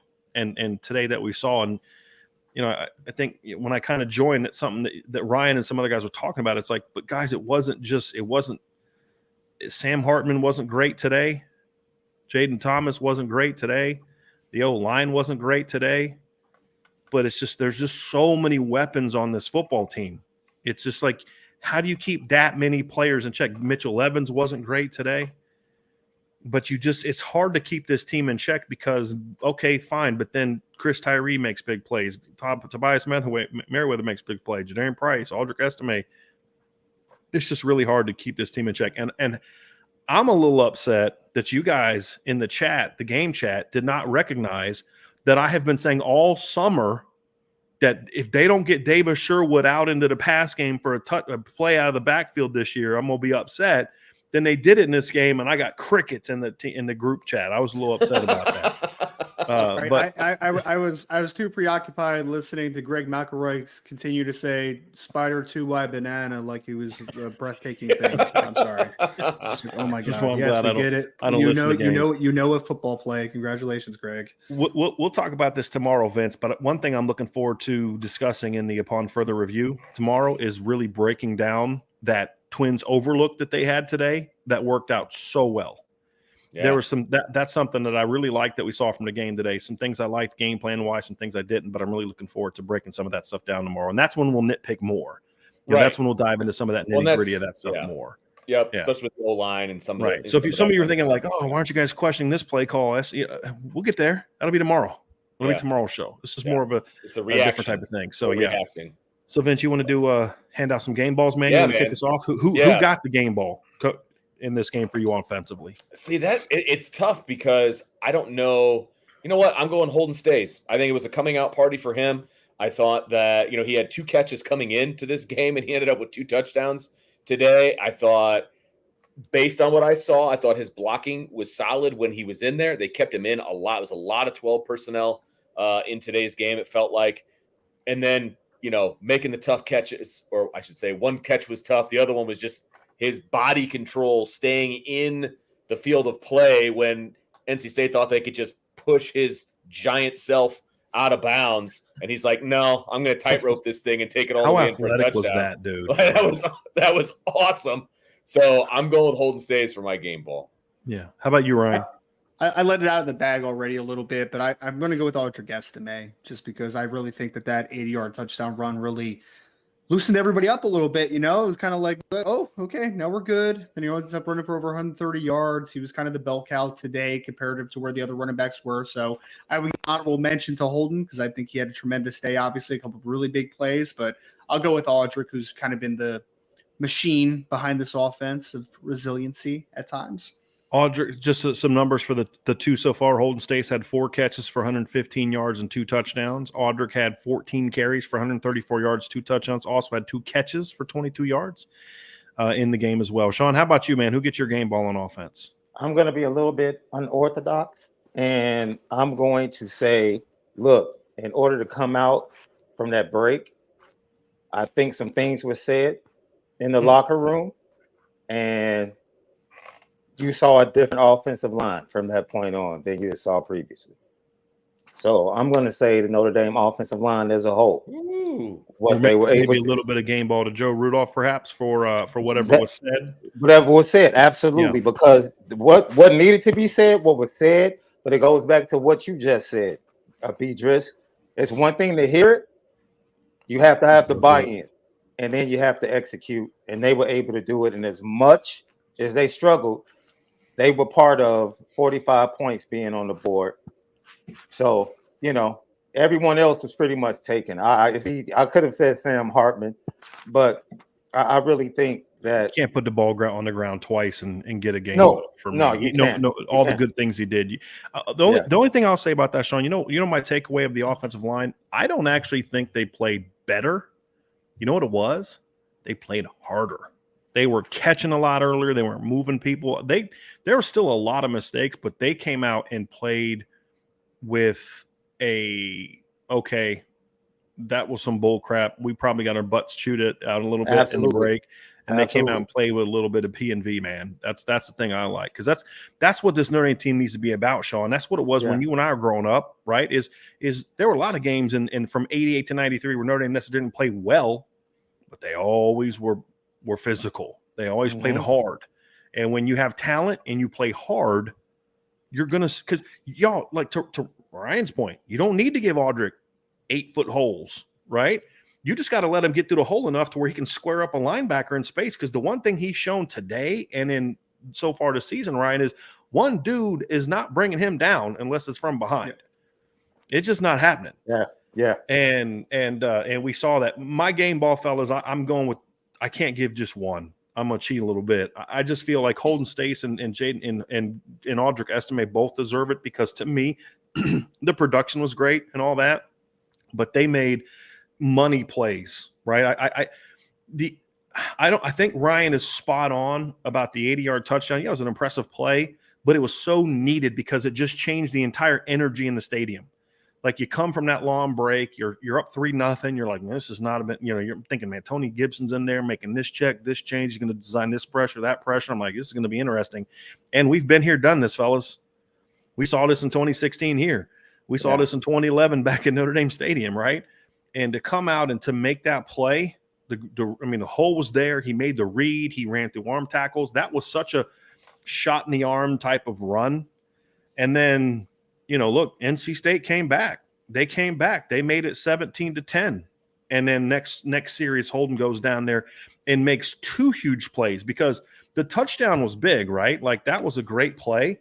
But the catch he had up the seam to start that drive was, I believe that was the drive he had that. Am I correct on that? I'm looking at the second half. It's the same ball that Mitchell Evans dropped later in the game. It's the same. Yeah. It was the same seam route. Yeah. First of all, that was a great design. They brought him in motion. They've been running that look all day and having him blocks backside on split zone and having him run counters and stuff. They ran Tobias in front. And they because remember, Ryan, you and I talked about one way to get guys free during the week was we talked about the properly using post-snap switches. We saw that. That's what that was. They brought Tobias over. And remember, Tobias had kind of got open on that route earlier in the game on that because when Tobias made that 45-yard gain, he was actually in the slot in a twins. It was the same formation that Holden State's caught that first seam route on. This time they sent Tobias over. The defense overplayed Tobias, and Holden just came right up that seam. And Sam, it wasn't a huge window. It was open, but it wasn't a huge window. And Sam threw it perfectly, and Holden made the catch. And then, of course, 2 plays later, he catches that little slide. They brought a blitz. It was a great play call. And, of course, Holden showed because it's not a given at that point in time in the game, the way the Notre Dame's offense played. It's not a given that they punch that thing in the end zone if he gets knocked out of bounds there. Yeah. They were still 30 yards away from the end zone at least. Good call. It's not a given. They don't come away from that with a field goal. And then, of course, he punches it in late to put the game away. So I'm going both of those guys with the game balls for me, fellas. But, I mean, the fact that we're not just unanimous across the board just speaks to what we talked about, which is it was a great unit win. Because I'll say this, I don't know that anyone – played holy crap, that was the game of his life on offense, right? Even Audric, we've seen Audric better than he was today, Ryan. Would you? I mean, he was very good today, but like we've seen him better, like Clemson last year. He was just, dude, I'm just going to keep coming at you, right? Like, and eventually I'm gonna get you, right? Holden State probably fits that though, right? I mean, we haven't seen him there. Yeah, that's a good point. That's a good point. Yeah, that's a good point. It's a good point. Yeah, but it's like, man, it's just like this team just keeps coming at you, man. It's just like, and nobody was like, oh my gosh, this is all worldly. Sam Hartman went 22 of 25 for 480 yards and 5. It wasn't like that. It just a bunch of dudes played well. Yep. A bunch of dudes played well. I absolutely loved it. It was spread out. Yeah. Yeah. Because what we see 8 different guys caught balls today. 8 different guys, and Sam Hartman only threw the ball 24 times. You only completed 14 passes, right? 15 passes? Yeah, to 8 different receivers. 24. So, I mean. Yeah, the stat line was very close to your prediction, though, Ryan, from the other day. I don't think I have that form, but weren't you like 19 of 29 for like 280 yards, 78 yards? So he was very close to that stat line. Yeah. So, ready to go, Vince? Let's jump over to the defensive side of the ball on this one, Brian, because I think I texted in our group chat at one point, and I was like, man, defense gonna have to win this one because they're playing really well. Offense is sputtering, whatever. And the offense picked it up, obviously, put 45 on the board. Vince doesn't have faith. But I did not have faith. It's that BK PTSD rolling around in there. But at the same time, they picked it up. But the defense did exactly what I wanted them to do. And it was just, they won that. I mean, they went out there and they dominated and did what they needed to do defensively. Now, there were things you can nitpick. Obviously, they got the turnovers. They got the turnovers. I thought that they, everything that NC State was trying to do, the defense thwarted it. I was never worried about Armstrong taking it the length of the field and all those different things. Their best drive was when Notre Dame had like 5 penalties. Yes, a couple of them were really. Ryan, I wanted to say something and get your thoughts on if you saw it the same way. Mm-hmm. I just kind of felt like for the first 2 to 2.5 quarters, Al Golden, if you'd have told me, hey, I heard that Al Golden actually had a link into the offensive coordinator's headset and knew what was coming, I wouldn't have been surprised. They were so keyed in on NC State's game plan. That was one of the best designed game plans. Now, look, there's things that I didn't like. I mean, if you're a football coach, you're always going to find a play call you didn't like. I thought there was a couple blitzes where I was like, I didn't love that when they dropped 7 on the first touchdown pass and let Brendan Armstrong kind of get free and get comfortable, throw out of the pot. I didn't love that. Sure, nitpick, but like I just thought that game plan and the play calling that he had in this game, there was a twice that NC State ran outside zone, look maybe like power read, where the linebackers started like running outside before you even knew outside zone was coming. You know, it's like at the snap it's like they knew what was coming. There was some kind of tell, and then NC State on that one legit scoring drive they had to make it 24-17. They hit several in routes. They found a soft spot because Notre Dame was bringing their linebackers so much. The way they were playing their safeties, they were hitting like middle ends and outside ends, and they found some soft spots.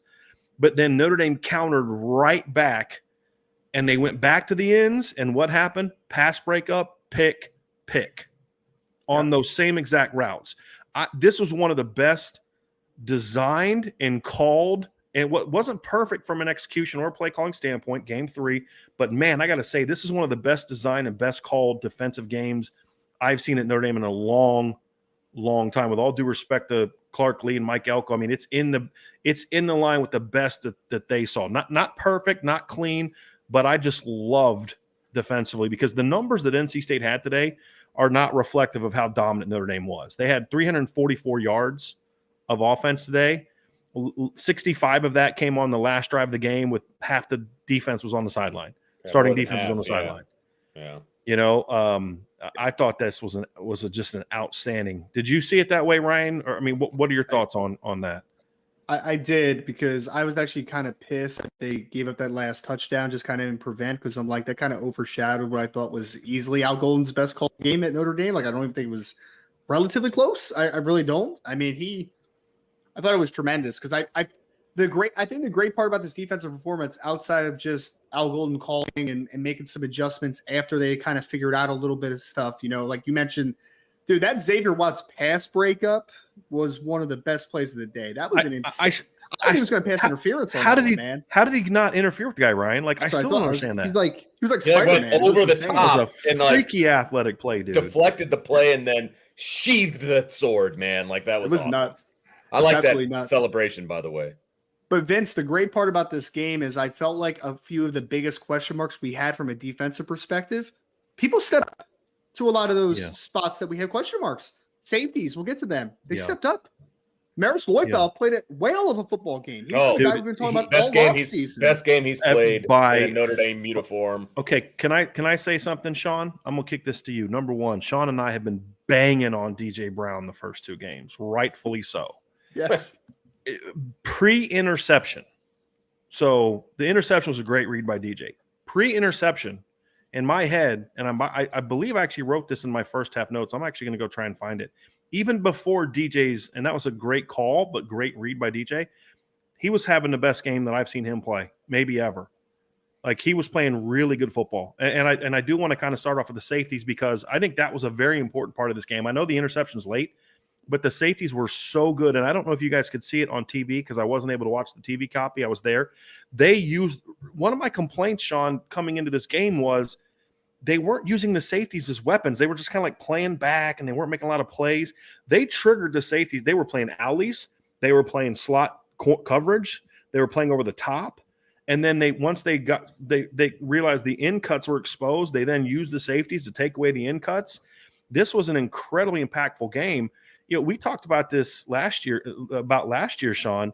The Notre Dame safeties last year had 7 total passes defensed on the season. That's interceptions plus pass breakups.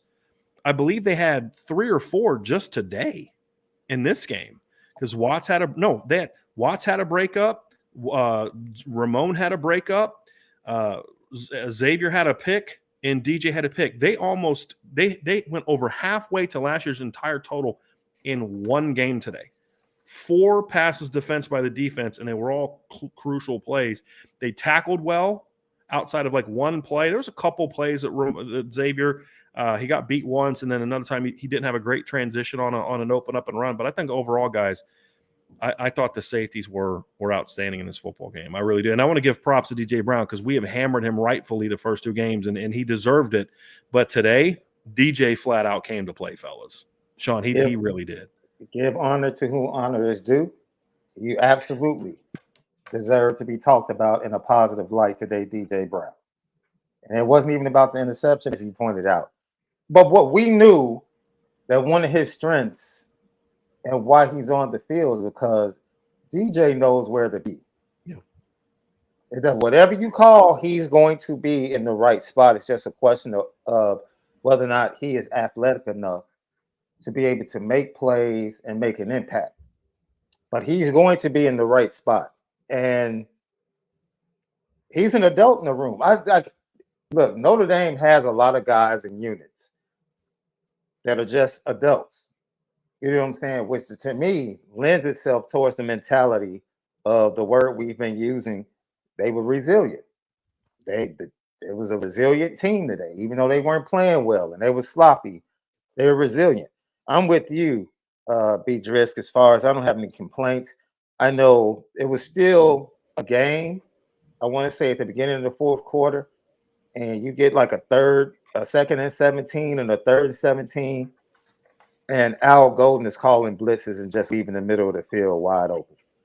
And if Concepcion just had hands as a running back, he probably catches the ball and gains a first down on that third and 17 that ended up being an interception. So it is puzzling at times, but like you said, the calls that he made, especially from the running game, and especially early on, the way he was able to, they only got 1 sack on the day, and shout out to Donovan Heinrich for getting that sack. Yes. Yeah, but man.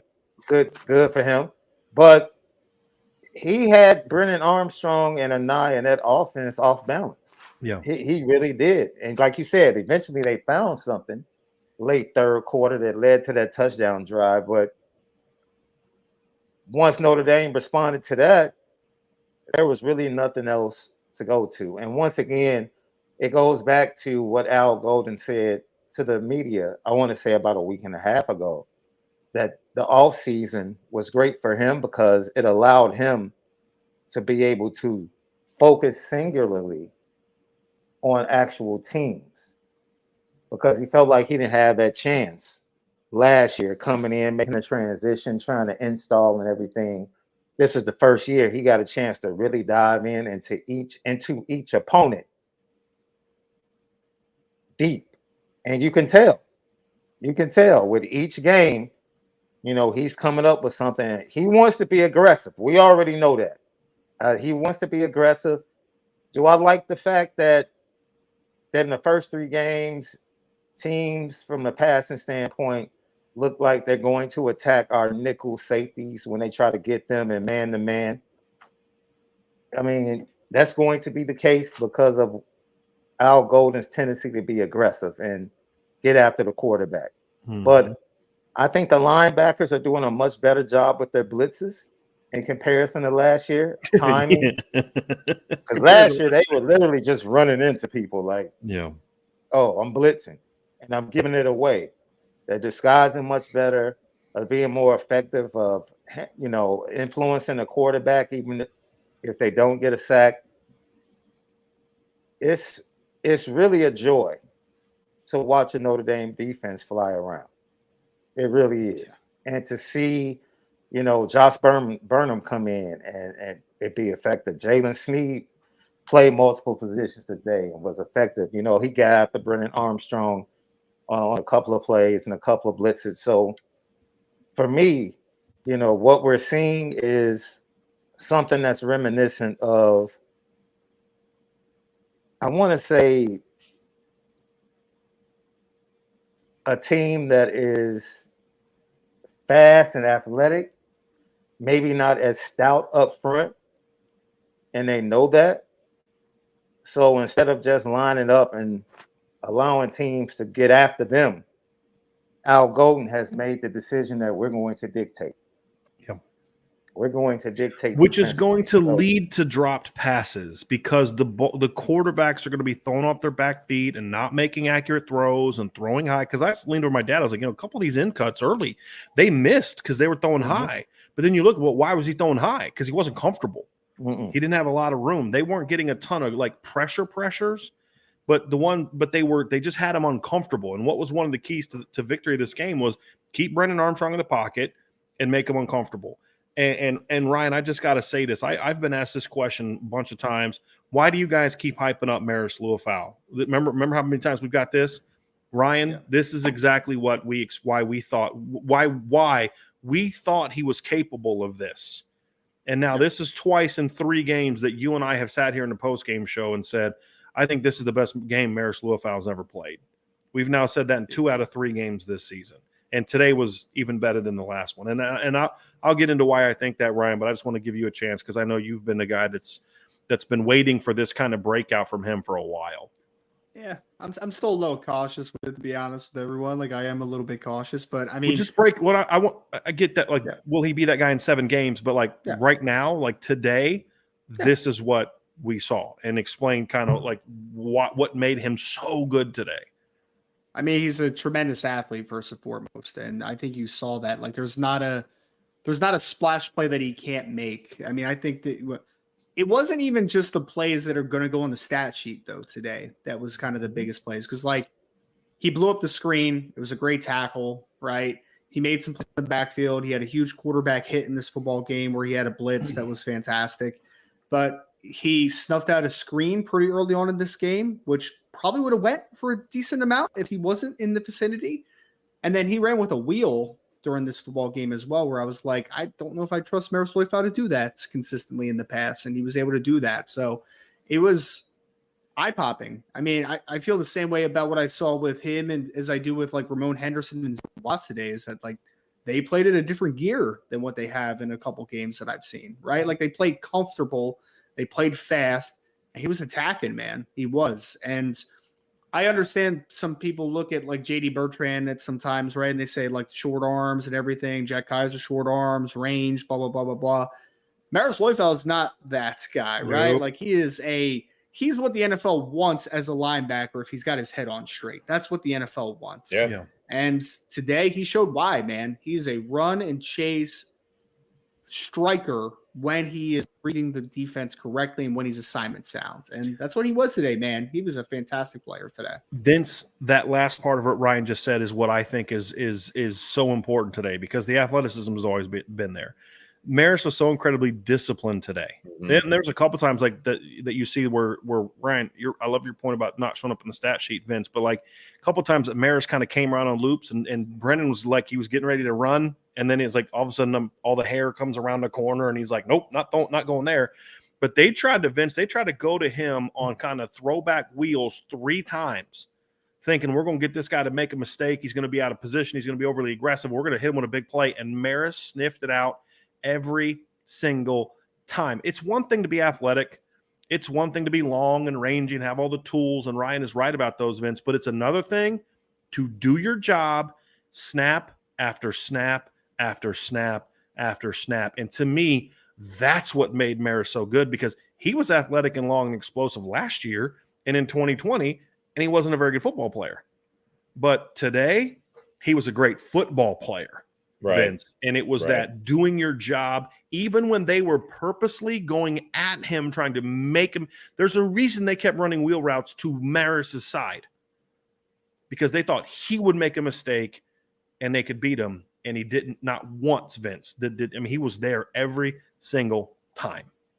Well, and I thought that he timed a lot of his blitzes really well, especially when they had him looping around. There was one time where he started out on the offensive right, like all the way as like almost like a defensive end. He was on the outside of the last man in line of scrimmage, and he looped all the way around to the other side of the center and was able to get pressure on the quarterback and was forcing off-balance throws and all. Like, I don't trust Brendan Armstrong when he's got a clean pocket and can set and throw.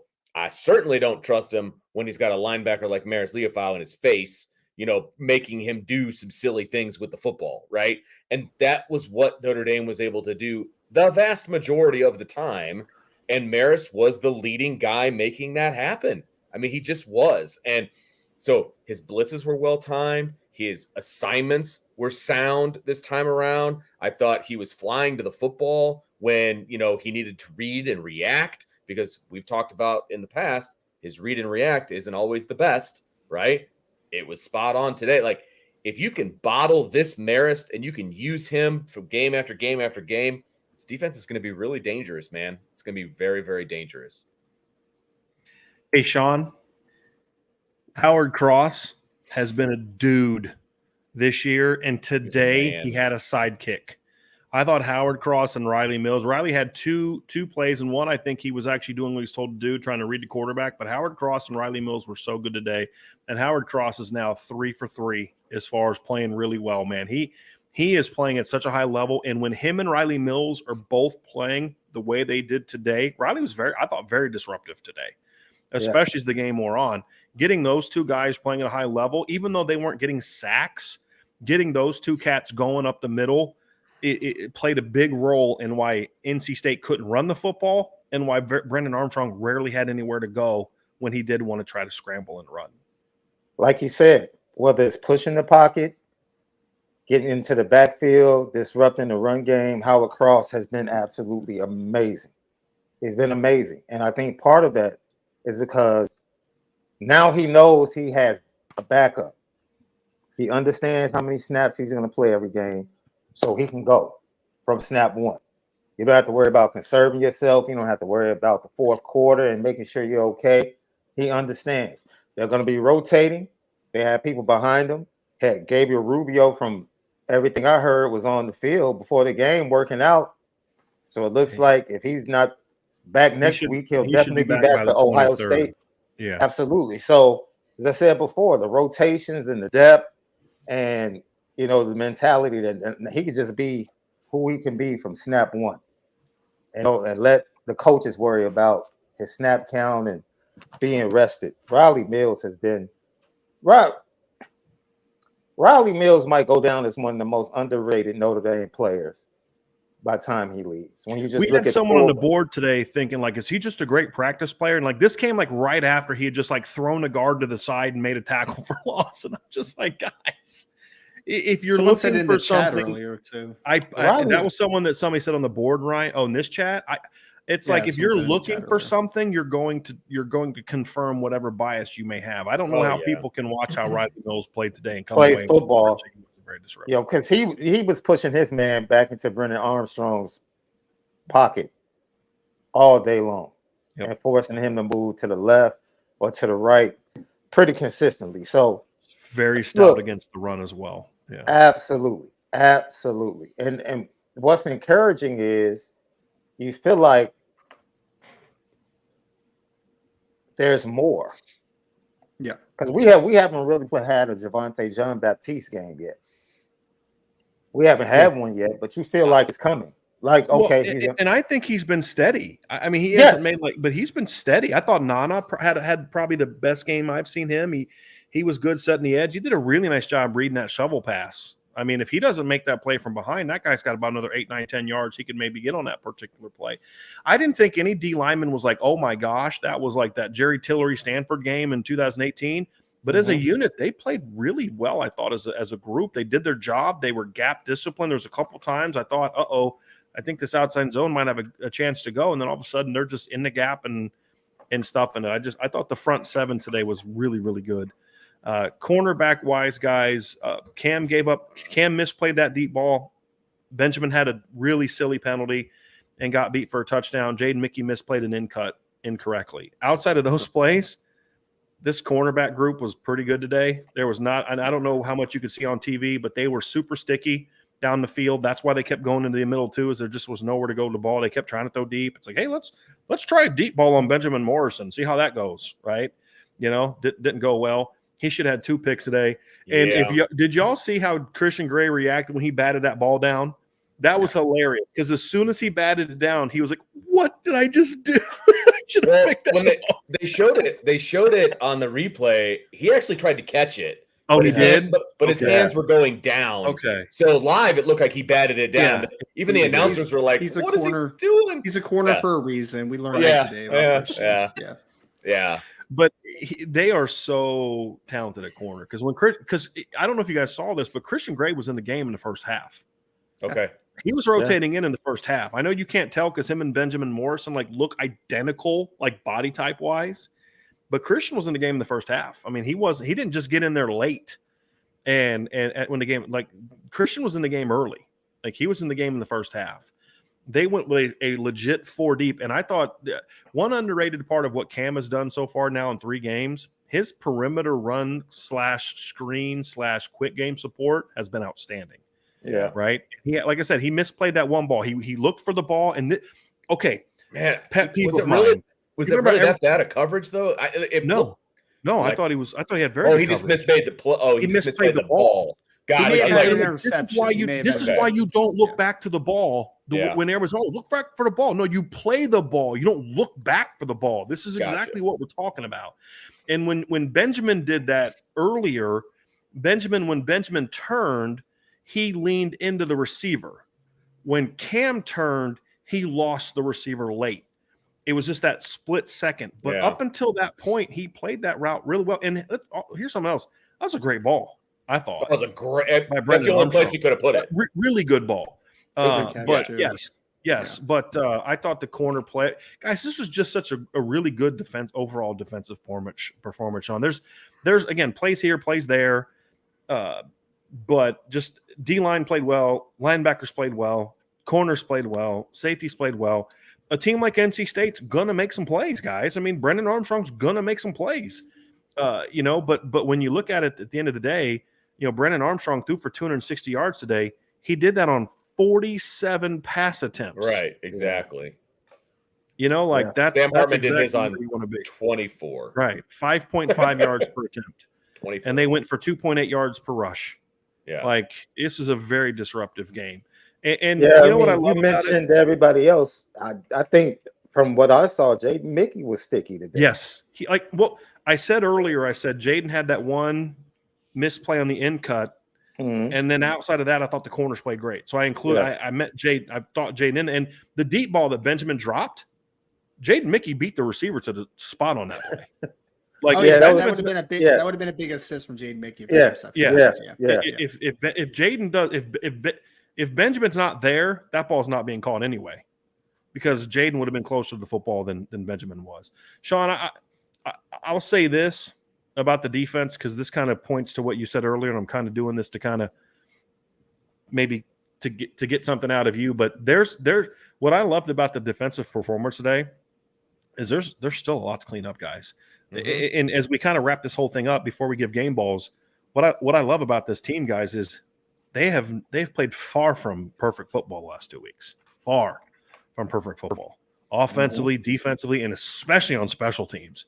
Good Lord, can we play cleaner on special teams?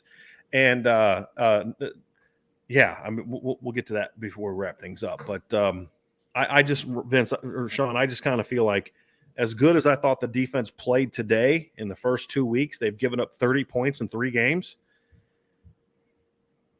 There's still room for this team to get better. Oh, yeah. guys, Sean, No doubt. especially today. But just the defense, to me, they kept this team in this game until the offense woke up. Yes. Absolutely. Bingo. But I think yes. this is really the first opportunity for this defense to get a rhythm. Yeah. I think Greg McElroy pointed it out. He talked about how diverse the schedule is for Notre Dame every year and how that allows them to play different styles offensively and defensively when it comes to opponents. You start out with Tennessee State and Navy. Vince, you pointed it out. Like, they're going to come with some really exotic stuff and nothing's normal. Notre Dame is about to get into that part of the schedule where they're going to be facing quarterbacks and offenses that are pretty much in the same box. Everybody's going to have their own nuance. But, hey, you're going to face Ohio State's trying to run the ball. Duke and Riley are going to try and run the ball, but then play action with their quarterback, and then you got USC coming up. So now Notre Dame's defense has a chance to kind of get into a rhythm. They don't have to worry about chop blocks and all of this stuff. Now, okay, now we're playing football. We're playing football, and week to week, let's lock in because we know we have to do. Each opponent's going to be different just a little bit, but we're pretty much at the core. We know what we have to do defensively. So let's go out there and lock down and do what we have to do. And this is really the first true test for that secondary, and they held up quite well. But like I said, what stood out to me the first 3 games is that from a passing standpoint, teams are going to look to make hay because Thomas Harper is a safety / nickel. And basically, no teams are going to try and get at that position in the pass game. They're going to try to isolate the safety / nickel in Notre Dame, especially with the blitzes. And it's going to be up to everyone else in coverage. If Cam Hart is playing well, that's scary. If Cam Hart is playing well, because Benjamin Morrison is going to be Benjamin Morrison. Christian Gray is going to get better. He's just going to get better. And he's going to be a star at Notre Dame, guys. Yes. He just is. Jaden Mickey has gotten better. Yes, so a lot. What you just said about the secondary bodes well. And I think Xavier Watts and Ramon Henderson are getting better. Yeah. I think the light went on for Xavier in the second half a little bit. I felt like I just felt like he looked comfortable. I do. Can I say something else that we didn't discuss a lot, guys? And I'm sure you all are thinking it. And as soon as I say it, you're like, yep, I was thinking about that. NC State had great field position almost the entire first 3 quarters. I mean, their first possession started at the Notre Dame 49-yard line. They went 3 and out. Next possession starts at their own 40-yard line. They go 3 and out. Then they started at their own 25, own 25, own 40, their own 33, their own 38, 27, 35, their own 36, their own 25, the Notre Dame 17. And through those 12 possessions with that field position, they had 17 points. Yep. And some of that came because of some Notre Dame turnovers. And penalties. I mean, they had some real penalties, yes, and turnovers as well. Yeah. That the 16-yard line was the turnover. Right, the fumble. And what did NC State do? I mean, yeah, they missed the field goal, but the fact is they had to settle for a field goal because Notre Dame let them go nowhere. They had their backs against the wall a little bit early and needed to answer and did so, in my opinion, in impressive fashion. And that's another part of that, responding to adversity thing. I thought the defense, like you just kind of saw when the fumble happened, you just watched the way the defense ran in the field. Guys, there just was like, all right, we're fine. Like there was no panic, right? I mean, there was just no panic. They didn't sprint. Oh my gosh, what happened? What happened? It's like, all right, helmets on. Let's go do what we got to do. And it just and we've talked about this a lot, guys. This is a very experienced defense, and it showed today. They made adjustments. They did all that stuff. Very, very well done. Hey, let's do some game balls, Vince. Let's have you start off, man. Who gets your game ball on defense? I have a feeling we might all be. I'll just keep my mouth shut. Let's see. Go ahead, Vince.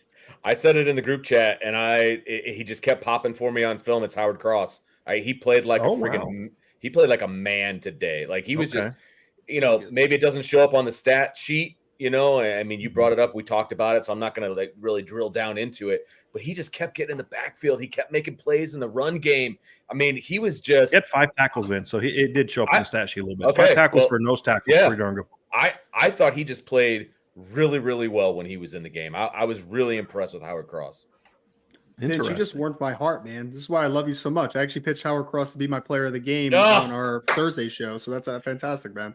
I'm not going to pick Howard Cross, though. I'm going to pick Maris Loifow. That's fair. Again, we have all, and for very good reason, have been very hard on Maris this offseason. Very hard. But fool me once, fool me twice, but now we're in – I mean, I even think he played pretty well the last 3 weeks overall, but especially today, he played like a deranged animal. Like he was incredible today. So I give him all the credit. And it was a lot of the little things too. It wasn't just playing in pursuit, being physical. It was also sniffing out a screen, running with wheels consistently, being in the right spot on a snap-to-snap basis. Maris Loifow, I thought, was the best defensive player on Notre Dame today, in my opinion. And I think that he deserves all the credit because we've been hard on him when he hasn't been good. And we're going to be very appreciative of him when he is very good, which I think he was today. What say you, Sean?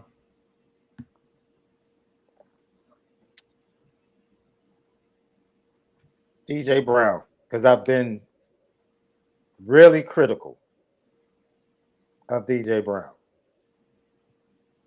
He proved me wrong today. Brian, you know how I felt. I'm like, yo, get him out of the lineup. Yeah, hey, put somebody else in at safety. Kid stepped up today. Stepped up big time. Made plays, came up with the interception. The interception was absolutely amazing. A great play on his part. And you can tell that his leadership matters. You can just tell that it matters. You know, regardless of what we say, it's what those other players say and what the coaches say. He matters, and that's why he's on the field. So I'm going to give him the game ball today. This is why I shut up, because I had a feeling some of y'all might go in a different direction. I'm with Ryan. I mean, there's great storylines. You know, obviously Howard Cross, DJ Brown. Again, as we said before the interception, DJ was playing well. Xavier Watts had some money plays in the game, but Maris Luifau was by far the best football player on the field today for either side of the ball, for either team. Like, I'm talking every position for everybody. If I'm an NFL scout, I'm like, the guy that I'm talking about the most to my people when I go back and we get in our little talks or whatever we do to review, I'm like, there's this number 8 kid for Notre Dame that's a freak. Right? Like, and if I didn't know the kid, if I didn't know his history and his past, and I didn't have the fool me once, fool me twice, I get all that, Ryan. But if let's say this was my first time as an NFL scout watching Notre Dame's defense in the last 2 years, I'd come away saying this number 8 is a freaking freak. This Top kid is 6'2.5", 6'3", long, athletic, crazy disruptive. He can rush the quarterback. He can play the run. He destroys the screen game, and he can freaking cover. Like, there's nothing he didn't do today at a high level. Oh, and by the way, he played great within the structure of the defense, right? Like, he was phenomenal today. I mean, he was the best player on the football field today, regardless of position. And it was good to see. Now, again, Ryan, I'm with you. I'm knocking on wood and hoping that this continues. But if we get anything close to this the rest of the year, Notre Dame's going to have, to me, one of the best linebackers in college football. I mean, he was that good today. He just, now it's about replicating, right? And that's what was so good about what we've seen from Howard Cross, Sean, to your point, is today was kind of like just another day at the office for Howard Cross for so far this season. I mean, he has been their most consistent player so far this season, in my opinion. Howard Cross has been, in my view. Yeah. Yeah. So that's our game balls, Vince. Can we just talk special teams for a second? Absolutely can talk special teams. I don't want to talk too much because I was annoyed by the special teams for the most part. Here's 2 takeaways. Holy crap, Spencer Schrader has an incredibly strong leg. Man, he said it. I told my dad was in the press box. They helping me out today. And I said, you got to watch something happen at Notre Dame that's never happened before. That was the longest field goal in Notre Dame history, is the one he made, 54 yards. Is it really? Yeah. I did not know beat that. the one Brenza had the previous height, 53. And he kicked the second one even better. The one he missed from 56 that hit the goal. He kicked that even better. It wasn't a great snap, and so he didn't get but that would have been good from 65. Like that was halfway up the crossbar. It was it's unbelievable. He destroyed that thing. The snap and the hole, the laces were to the left. That's why it hooked. Yeah. But he got all of it. Yeah. He got all of it. He destroyed that. And then the other one is Bryce McPherson, who we didn't really see a whole lot the first 2 weeks. Right. You talk about Notre Dame has a couple kids kicking today that, to me, you look at and say, those kids have strong legs. Bryce McPherson had 6 punts and he averaged 50.7. And, he had 4 that went over 50. Yeah. And then one of them didn't go over 50 because it was like kind of like we're near midfield and I can't boom it. Like he was really good today. So the kicking operation for the most part was pretty good today. The coverage unit frustrates me a little bit. Yeah. And I'm going to tell you this, unless it's 4 or 5 yards deep, I'm letting Jadarian Price return it, bring it out of the end zone every freaking time. And I know he's going to get hit at the 18 or 17 a couple times. I don't care because he's going to break 2. If they let him return everything that's not more than, I'll be general. If they let him return everything that's no deeper than 3 yards in the end zone, he's scoring twice this year on kick returns. I'm telling you right now, because just twice, I'm like, oh my gosh, if they could just get a little bit more of a body on that dude, this guy's going to house one. But I'm telling you right now, for the rest of the year, I'm having Jeremiah Love on one side and Jadarian Price on the other side of my kick return unit for the rest of the freaking season, because those two kids are explosive, and that's just another way to get the football to those two kids. Jeremiah Love was one of those rare players where it's like wet field, dry field, dude runs the same speed, man. Like, yeah, he's just same with those cats. Jadarian. Like, dude, on that one he returned from like 4 yards deep, I'm like, if they would have blocked one more guy, he was taking that. Those two kids played a different speed than just about everybody else on that field today. That was but I just the coverage unit just kind of frustrates me a little bit, to be honest with you, and the return blocking is a little inconsistent. I just think the special teams have been a little frustrating for me so far. But I got to say that the kicking, the punting today was really good by Bryce McPherson, like really good. Yeah. And he wasn't like the one he line drived, he did it on purpose. Like, you could tell that's what he was trying to do. Yep. You know, like, hey, get there, because NC State was coming, and he was like, look, get it out. You could tell the plan was catch it and line drive the heck out of that sucker and let your return unit get down there. But there was only really one time I didn't think he got quite enough hang time to really let him get down there. But you know, they ended up getting down there. I should say the kickoff coverage is the one that kind of frustrates me a little bit. I thought the punt coverage today, for the most part, was pretty decent outside of one return. But that's the thing that frustrates, just the inconsistency. This is a much more inconsistent special teams I like to see. But like the offense and the defense, it's game 3, and there's still stuff you got to clean up. But and they punted 4 times in the first half, right? And that's twice as many times as they've punted all year. And you know, I thought that because of the way the game was kind of going in the first half, yes, Notre Dame was scoring, but the offense wasn't gelling. Let's just be honest, right? And they needed to flip the field based on where they were starting their drives, because Notre Dame started their drives at their own 25, their own 10, their own 14, their own 20, their own 17, their own 16, right? And when you go 3 and out on 4 of those drives, you got to flip the field. And he did that, right? And so it was huge. The special teams were huge in this game. I know, you know, the 3 points that they got on field goal, okay. But, man, they proved today that he's an absolute weapon that they can use offensively in some game coming up. Some game coming up, he's going to hit one of these. It's going to be really, really important. Yeah. But on paper, he's 1 for 3, which is crazy. But he's 1 for 3 on paper, right? And Bryce McPherson's an absolute weapon too. So, got to get better on the coverage, though. Got to get better. And McPherson's only a redshirt freshman, so hopefully I don't have to talk much about him for the next 4 years, which is great. That's awesome. But when he does, he's pretty good. He's pretty good. So, hey guys, we're gonna answer some super chats next before we get out of here. But before we do, folks, do us a favor: hit that like button, hit the subscribe button, hit the notification bell, share this podcast. Hey, we got all 4 of us, right? The crew is back together, right? I think that deserves a like, fellas. So I appreciate that from everybody. And if you have not done so, sign up for the message boards at boris.breakdown.com. We would appreciate that very, very much. So, Vince, it's mailbag time. You ready to rock and roll? Let's do this, baby. Going, man. Charlie Weiss's last belt loop. Thank you very much for the super chat. This is how you do it. You kick a team's butt on their own field. It wasn't pretty the way the game went at times, but this team is dangerous. Go Irish. I mean, guys, you have all talked about this. Sean talked about it. Ryan talked about it. You know, I talked about it. This is what we're talking. Ryan, you tweeted something after the game. You said this Notre Dame team is dangerous. And what I would have said is, my response would have been to that. Like, my question would be, okay, if they went on a field like today and you're like, guys, they played the perfect game. Like, I don't know how much better they could play it. And it would have won the way they would have won. I'd have said, hey, when this team plays their A game, they're really dangerous. But Ryan, to your point, they're dangerous because they don't have to play their A game to go on the road and beat a team that's won at least 8 games in 5 of the last 6 seasons convincingly. They let them hang around. They fumbles, turn all this kind of stuff, and they still, like Vince, you even said, like you said, I had one moment of uh-oh. But for the most part, even when they fumbled, you're like, well, you know, this is going to get interesting. But at no point in time did you not feel like this team's going to be fine. They're going to win the game.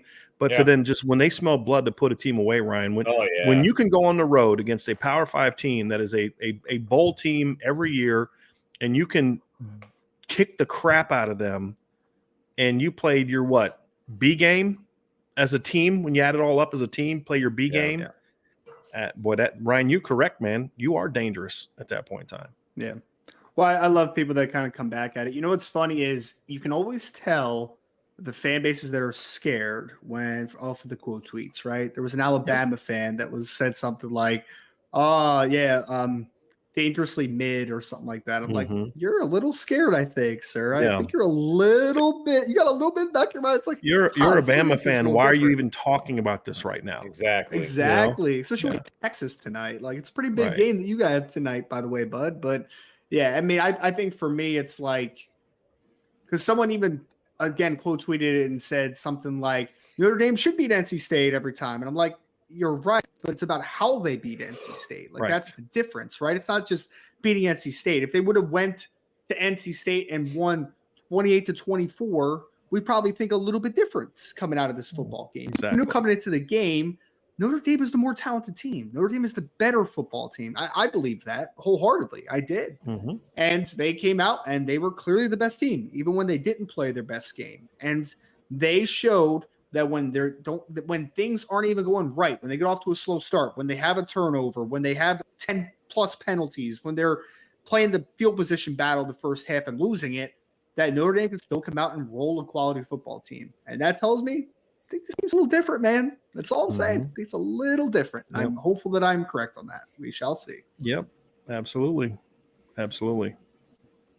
Patches O'Houlihan. Thank you for the super chat. So some of the names in these chats, like some of y'all just have some awesome names. He's even got the emoji of Patches there. I love one that. of my favorite ones is coming up here in a couple, but yeah, this is another great one. Lots of adversity today, whether self-inflicted or from multiple outside forces. They responded well, overcame it, and the game ended up as it should have. This is how great teams are forged. Sean, this is what you were talking about earlier, man. Right? Like this is what a well-coached team looks like, right? I mean, when there's belief, when there's structure, when there's like the haymaker's going to come from NC State. You know, they're running trick plays. They're trying to do this. They're trying to throw everything in the kitchen sink at Notre Dame. The weather, it's like some witch doctor in Raleigh, North Carolina. Every time Notre Dame comes to play, does some sort of voodoo thing that brings these crazy storms out of nowhere, and it's just like, but Sean, it just didn't matter, dude. Like to pun intended, they just weathered the storm every time it came, man. And that's the mark of a very well prepared team that has a lot of belief in itself. And in order to believe in yourself as a team, you have to believe in the next man in the men beside you and the man in front of you leading the room, whether it be Marcus Freeman, whether it be Al Golden, whether it be Jared Parker, or all the position coaches. There's a lot of faith, reciprocal faith in this football team around and around and around. And a great example, Sean, Jaden Greathouse commits a dumb penalty. And you know what else? Didn't affect the rotation at all. It put him right back in the game. Because hey, man, don't do that. We believe in you. Go back out there and get it done. Yeah. Right? Yeah. You're talking about that catch that that was a first the one down. that negated the Tobias Merriweather Negated the catch. Tobias Merriweather slant on the first down. Which is huge. He didn't hide that he was picking that guy very well. Like, at all. There's better ways to do that. It's terrible. Yeah. But you know what would have happened 2 years ago and before? From 2010 to 2021? He'd be out. Get him out. And he wouldn't see the field again until week 8, 9, maybe. Like, that's what would have happened. He'd be in the doghouse. Bye. Yeah. But it is the mentality that we want it to be established, and it looks like it's being established throughout the team. And it's buy-in. And it's so funny because even when you talk to the Notre Dame coaches, they'll tell you that attitude is always like, it's not us. Mm-hmm. The kids run this program. Like, they believe what they believe because some of them have played in a college football playoff or they've experienced great season. So even though they had to go through a tough season last year, yes, Marcus Freeman is the type of coach. Yeah, we could buy into the Al Golden. Yeah, like Brian, you just mentioned. But it's the players within that program. First thing I said, Sean? The first thing I said, it's belief in the man next to you. Yeah. Because at the end of the day, if you don't believe in the man next to you, it doesn't matter how much you care about the guy in front of you as the head coach. Because if I'm lined up and I don't believe in the man next to me and he doesn't believe in me, Doesn't matter how good of your But head it coach doesn't is. matter. And so that has been, the greatest thing to watch over the first 3 weeks is the attitude of this team. Like you talk about highlights, Jaden Greathouse holding stays and what he did today, his breakout game, Mitchell Evans and his breakout series at the end of the first half last week, Aldrich Estime, Jadarian Price. Look, we all know it, and I've been saying it. Like I love Aldrich Estime, I love Jadarian Price, but man, that number 12 is different. He just moves different. He just the simplest run, it could be a 7-yard run. He moved differently than anybody else I've seen. So it's so much excitement and so much to be happy about physically and what we've seen on the field. But I'm even more proud of this team and how they have evolved mentally. Right? Because, dude, we talk Notre Dame football every day, pretty much every day, except for the weekend and even sometimes on weekends. We've said what we needed to say about, I don't even want to name names. It's a list of players that we said what we need to say about them needing to improve or step up or be better. And right now, Or in some cases, or put on the bench. or and right no now, longer in the program. no longer for the in the team. program. Yeah. Yeah. And this team right now, it's like, yo, you're right, Ryan. They're dangerous, man. This is a dangerous team. And I'm not just talking about, I'm talking about this is a dangerous team to the teams that you think are the best teams in the country. Are you kidding me? The way I feel right now, man, dude, to give me a sword, we can walk into anywhere. Where are we going? You want to go to Ann Arbor? Yes. You want to go to Ann Arbor? Let's go to Ann Arbor. You want to go to Tuscaloosa? Let's go to Tuscaloosa. Heck, you want to go between the hedges? We pretty much played them to a standstill before with a different coach and less talent. So who do you want to play? Who do you want us to play?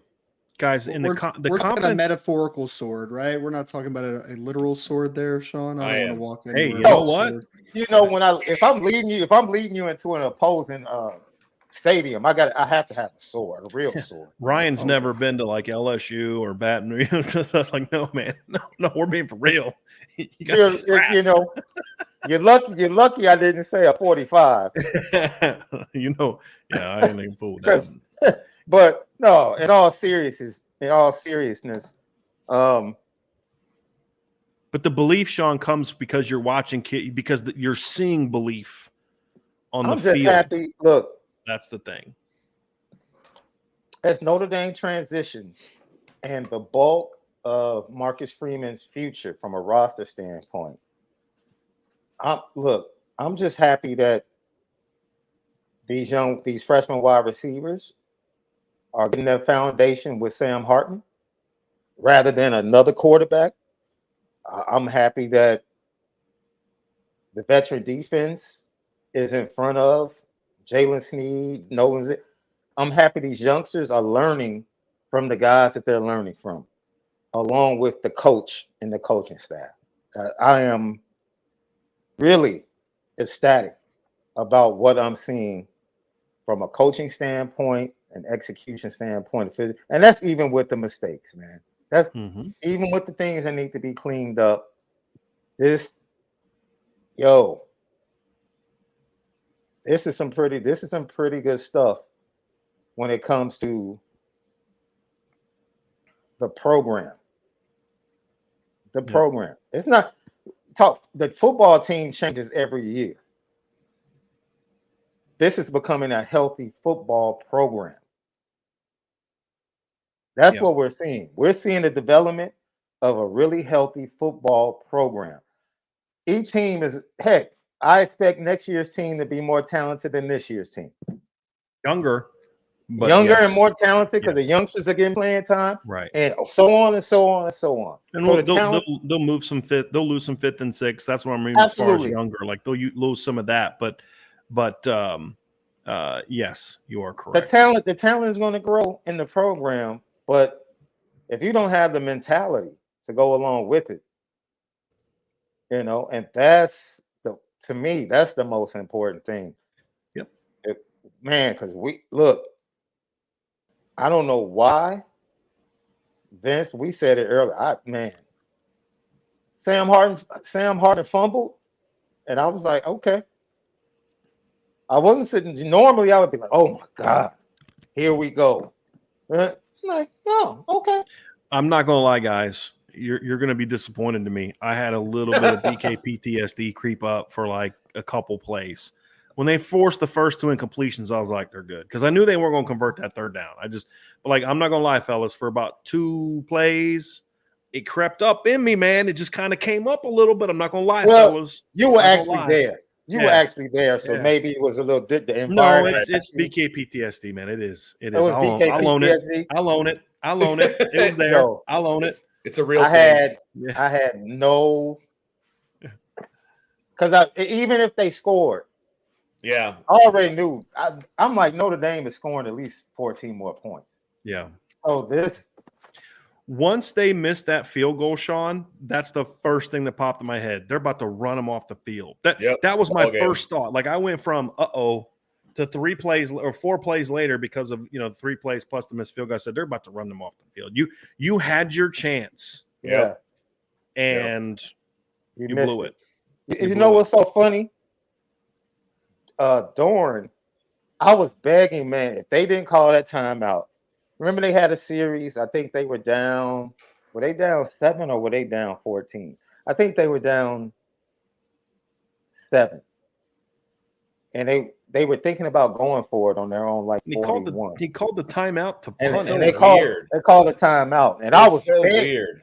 but they lined up to go for it. And I'm like, please Yeah. go for it. Please go for it. There's no way they were going to get it. Yeah, I didn't like think this game, like this game is about to be over if you go for this right here. And it was still the third quarter. I mean, but that lets you know, even their head coach had it in his mind, like, man, I don't know. Man, they pulled out a lot of trick plays today, Sean, and a lot of some weird blitzes. Like they played like a team that knew if we don't do something. But see, that goes back to during the week. I don't know if you guys got a chance to watch Dave Doran's press conference. Do you remember last year when they were going up to play Syracuse and the coach was just begging the fan base all week, like, please come out, please be loud, please do this, and he was just throwing flowers at Notre Dame, like, oh my God, they're running. Dino, Dino baby, Dino, they're so big and they're just so fit. Dave Doran did the same thing this week, and when I heard him, I was like, I'm giving Notre Dame 0 fire. I'm giving them 0 bulletin board material. I want them coming in here thinking, "Oh, we love you. We're so afraid." But they coached that way, though, Sean. They absolutely coached that way, though. They coached like, man, I don't know. We can't play our game and beat this team. We got to pull some stuff. We got to pull some stuff out of our hat a little bit to beat this football team. Yeah, that's the way they played. I agree. Hey, I'm gonna tell you something right now. Had there not been that delay, Notre Dame was setting them up. I truly believe Notre Dame was about to hit a pump and go on a tunnel screen had they not had that delay, because they kept running that tunnel, and you could just tell the way they were running. I'm like, they're setting NC State up because that wasn't the look to run a tunnel. But I think when they went in for that long delay, I think they thought like, hey, they're going to see what we saw and prepare for it. But there was a couple things I thought Notre Dame was about to set up too that would have been fun to see. Well, I'm happy for the delay. I really am. I'm happy they had the delay because it's some really good quarterback play in college football right now. Yeah. Yes. And I just got a chance. And Notre Dame's got one of those guys. And Notre Dame has one of those guys. When was the last time we were able to say that? Been a minute. All right. Cody with the super chat. Thank you very much. Wow. O-line needs to be better. Great resiliency and big win. Go Irish. It does. The O-line against Ohio State, Duke, USC definitely needs to get better. But again, they played harder out of the break. I think that's the big takeaway for me is they came out of that delay and they didn't play a lot clean. They played a little cleaner to me, but they played a lot harder and that was the key. That was the key. This is one of my favorite. This is the one I was talking about earlier, Vince. This is one of my favorite Laura names. Dern's Jurassic Park shorts. Yeah. Like that. That's Yes. fantastic. Yeah. I know who this is, by the way. They messaged me on Twitter, so I know who this person is. Okay. Oh yeah. Oh, You have to let me know, Ryan. You have to let me know. I All need to right. remember first. Well, Find it. I gotta know. thank you very much for the super chat, Laura. Brian Driscoll read the script. Tight ends, stays, showed out. Now you got to go sign up for the message board. Yeah. Go Irish. Definitely got to do that. And it's only as much as his super chat, his or her super chat, $4.99 a month. That's it. Maybe that's That's why right, they did baby. that. That's pretty clever. Yeah. Super chat from John A1. Thank you very much. Is Maris Leofau the best linebacker through 3 games? Right. Yeah. Yes. Ryan, I think JD Bertrand's been pretty steady through three games, and I think I don't solid. think it's close. Yeah. And Ryan, I think it's a perfect way. JD's been rock solid through 2-3 games, Yeah. and it's not even close. Today, man, it's like you didn't Yeah. notice him, but like that's actually a good thing sometimes as a middle linebacker, It's right? Like, you not don't even notice him. close who the best linebacker is on this team through 3 games. Yeah. As Yeah. good as JD has been, it's not close. It's been Marist. by a Maris mile. might, in the first 3 games, Maris Leofau might be the best defensive player on this team right now through 3 games. I will say I agree with that because as steady as Howard has been, he hasn't been as dynamic as what Maris has been. He Sure. hasn't made as many big plays as Maris has made. Howard has been the most steady, consistent player they've had. Marist was not super consistent last week. I thought he lost contain a couple times, but he still played well. He wasn't as good. But as far as just the number of just like wow plays, like it's not even close. It's not even close. I would agree with that. That's a good take. Michael we talked about this one. I just wanted to bring it up for Michael and thank him for the super chat. Yeah, he said the O-line did not look dominating. Your analysis. Yeah, we talked about the O-line, and they got to clean some stuff up. No doubt about that. They did start to to Ryan and you. I think it was you that talked. I think it was you that talked about this during the week. A key to this game was this: they were an undersized defensive front, and you just needed to keep on them and keep on them and keep on them because eventually you're going to wear them down. And we did see that in the second half of the game. I agree. Even with some of the mistakes, they definitely kept leaning on them and wore them down late, no doubt. Yep. Charlie Weiss's last belt loop with the super chat. How you doing, Justin Scott and Carter Nelson? First phone call. Yeah. What's up? How you doing? Yeah. I mean, if Carter Nelson watches the game and sees what Holden Stace does, that's pretty easy sell. Well, I mean, you've had Holden's got 3 touchdowns on the season. Davis Sherwood got a touchdown today. Mitchell Evans had a big game last week. So you don't even got to be number 1 to get in touch. And that's something we talked about, guys, that we wanted to see from this team was not just having one tight end dominate the numbers like we've seen for so many years at Notre Dame.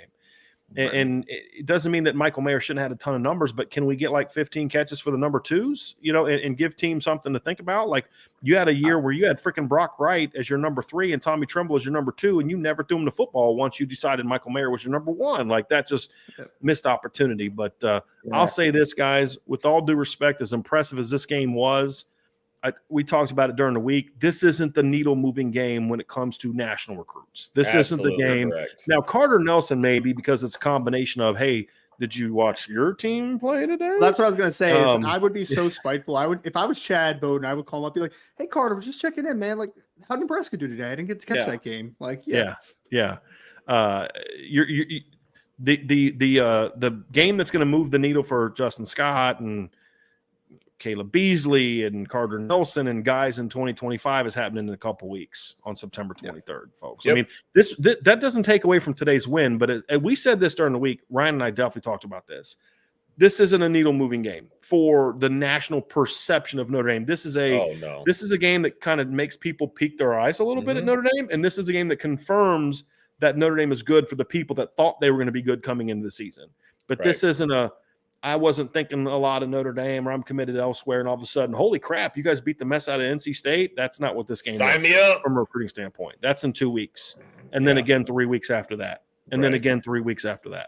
Right. That's what it is. Yeah, Justin Scott's pretty much in a bad mood right now. So did they lose last night? Yeah, they're winless. Brother Rice pretty much spanked them last night. Okay. And he was wearing Georgia gloves. Not looking great so Saw far, that. But. He was wearing Georgia gloves, so I'm sure Ohio State fans are all worried now. So Just Jeremiah McClellan wearing he had Ohio State cleats and then Oregon gloves on in his game yesterday. Just funny. hey man, wherever they get those freebies. All right. Yeah. Michael S. Thanks for the super chat. Sam Hartman looks human. Do you think Ohio State can make him more so? No, I mean, Ryan, you and I talked about this during the week. This is going to be one of the best coach defenses they're going to play all year. Yep. I mean, and guys, like, did you think he was going to complete 82.6% of his passes the entire year? Right. And some people probably did. Some people probably did. And that human Sam Hartman went 15 of 24 for 286 yards and 4 touchdowns. Right. If he does Sam that against Hartman, Ohio State, Notre Dame will beat Ohio State. Like, yes. I'm just, you know what I mean, guys. Like, so yeah, this game was going to happen.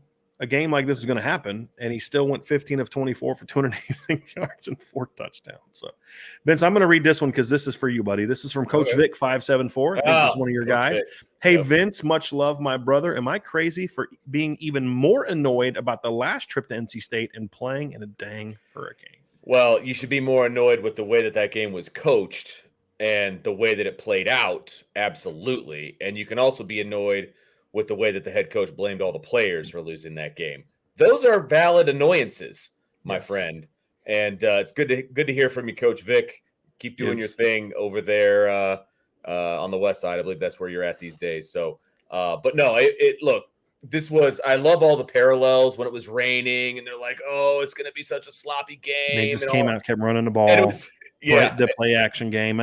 We're going to break this all down tomorrow night, Vince. So Coach Vic, check out me and Vince's upon further review. But their run game and play action game was designed for these elements. Now it ended up clearing up late, and when it cleared up, that's when Notre Dame really started to roll, because that's when they started getting the ball down the field a little bit more. Like when it dried out, and Sam was able to get the ball downfield a little bit more, and but they had an elements plan, and that's what a lot of it was. They were prepared for elements plan, and they went at it. Yeah. Amazing what happens when you're prepared. Who knew? Yeah. Kevin Fetters, thank you so much for the super chat. Sean, you said it about giving the offense a chance. I love the end of half aggressiveness and putting up the 45th point were important. Sean, he's now done that twice too, man. And here's the thing, I'm going to set you up for this, Sean. It's one thing to have that kind of confidence when you're playing Tennessee State. Okay, duh, it's Tennessee State. But for Coach Freeman to show that confidence today against this defense, is a defense that Ryan and I said was arguably the most well-coached defense that they've played all season, in a half where they weren't playing good football, that speaks volumes about that, what you were talking about. Go ahead, Sean. That's because it's not about the opponent. It's about his belief in his quarterback and his offense. Look, I don't care who we play. I'm trying to give us – it was 50 seconds with Tennessee State. I think it was like 52 seconds. Today, it was just a little bit over a minute.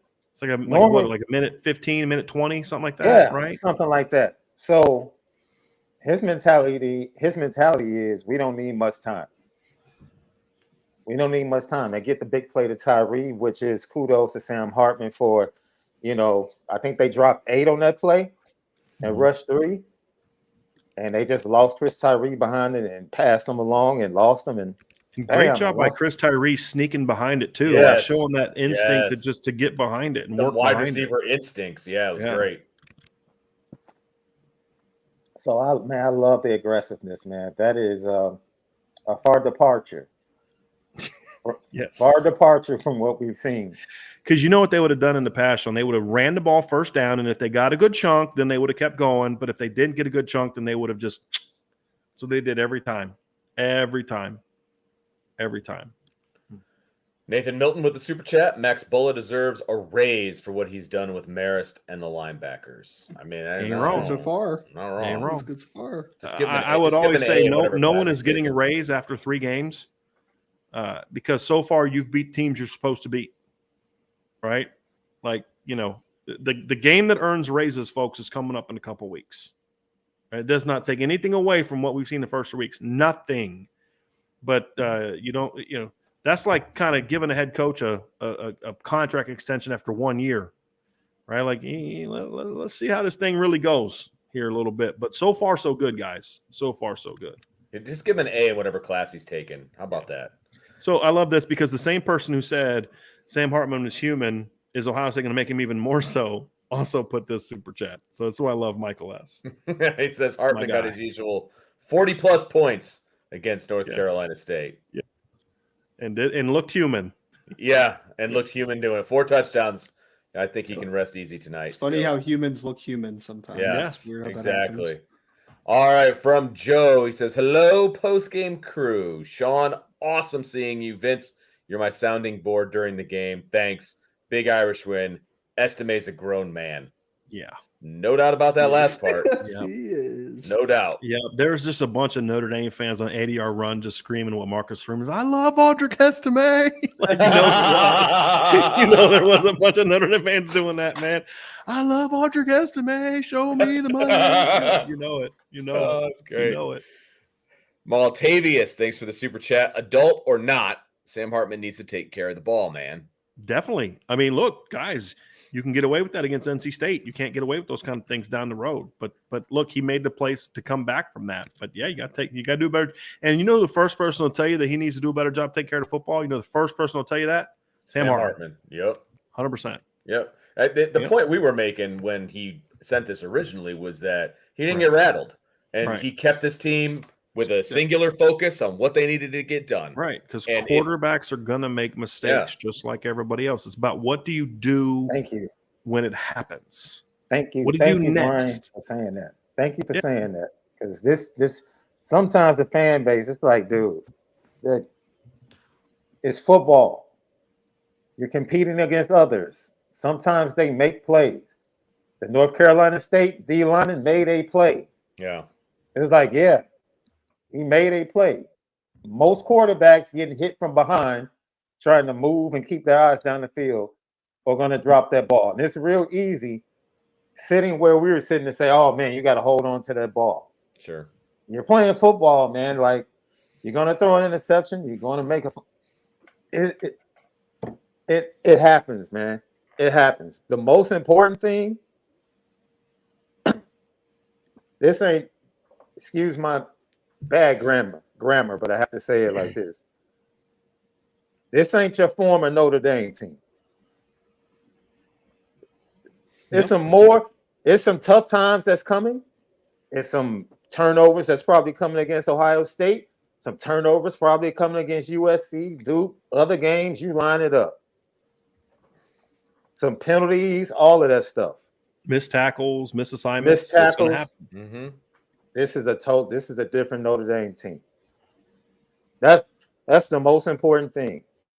That to me is like, I'm not, like I said, I know he's supposed to hold on to the ball, man, but it's tough.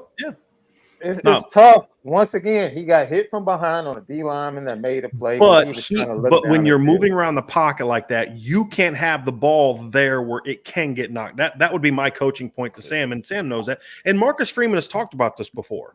Marcus Freeman's talked about, like, with Sam Hartman, it's like, look, sometimes when he's moving around, we tell him you can't let that ball get away. And this is this will be a great teaching point for Gino Guidugli to say, hey, look, this is kind of why we tell you what we tell you, so like when you're moving around and you're in that situation, you're not sure. It's a team that brings a lot of edge pressure. When you're moving around, you got to get that thing here, put two hands on it. But he's got to take better care of the football. And there will be other times he's done that.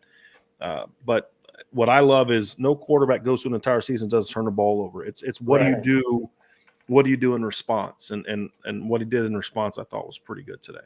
And we can pull Audric if he fumbles. I don't think we're ever pulling Sam Hartman for a fumble. No, it's different. I mean, and everybody knows that. I mean, are you pulling Joe Burrow when he threw a pick early against Texas when you were already down 3-0, or are you only up 3-0? No, it's a different animal. All right, for PK, what I do? What to do? What to do? Come on, Vince. PQ, what to do? I like the way you say it. I just couldn't. See, this one you don't have any Southern in you, man. You just got to have a little something that same way. I used to work on the south side of South Bend, but that's. I think what it do is like, I think that's a Detroit thing. See, there you go. I'm talking about how it sounds. You got to be able to say it. Okay. Well, I Vince fail is on as all Southern as counts. Brian Kelly. So. Yeah. Vince is enunciating, Sean. That's the problem. He's enunciating. That's true. All right, man. Well, thanks for the super chat, PQ. What to do? All right. After There you go. There you go, Vince. There you go. My dad's like, what in the heck are they talking about? After Notre Dame lost to Stanford last year, they were 3-3 and were averaging 23.67 points per game. Since then, they're 9-1 while averaging 41.4 points per game. Is that good? That don't suck. Doesn't suck at all. They're averaging 47 points a game this year. So Yeah. Heard worse. It's not bad. Yeah, no, it's not bad at all. Not bad. And the points this year, guys, aren't coming off of like 20-yard fields, and they don't have like a bunch of pick sixes. Like they have one pick six, right? So far this year.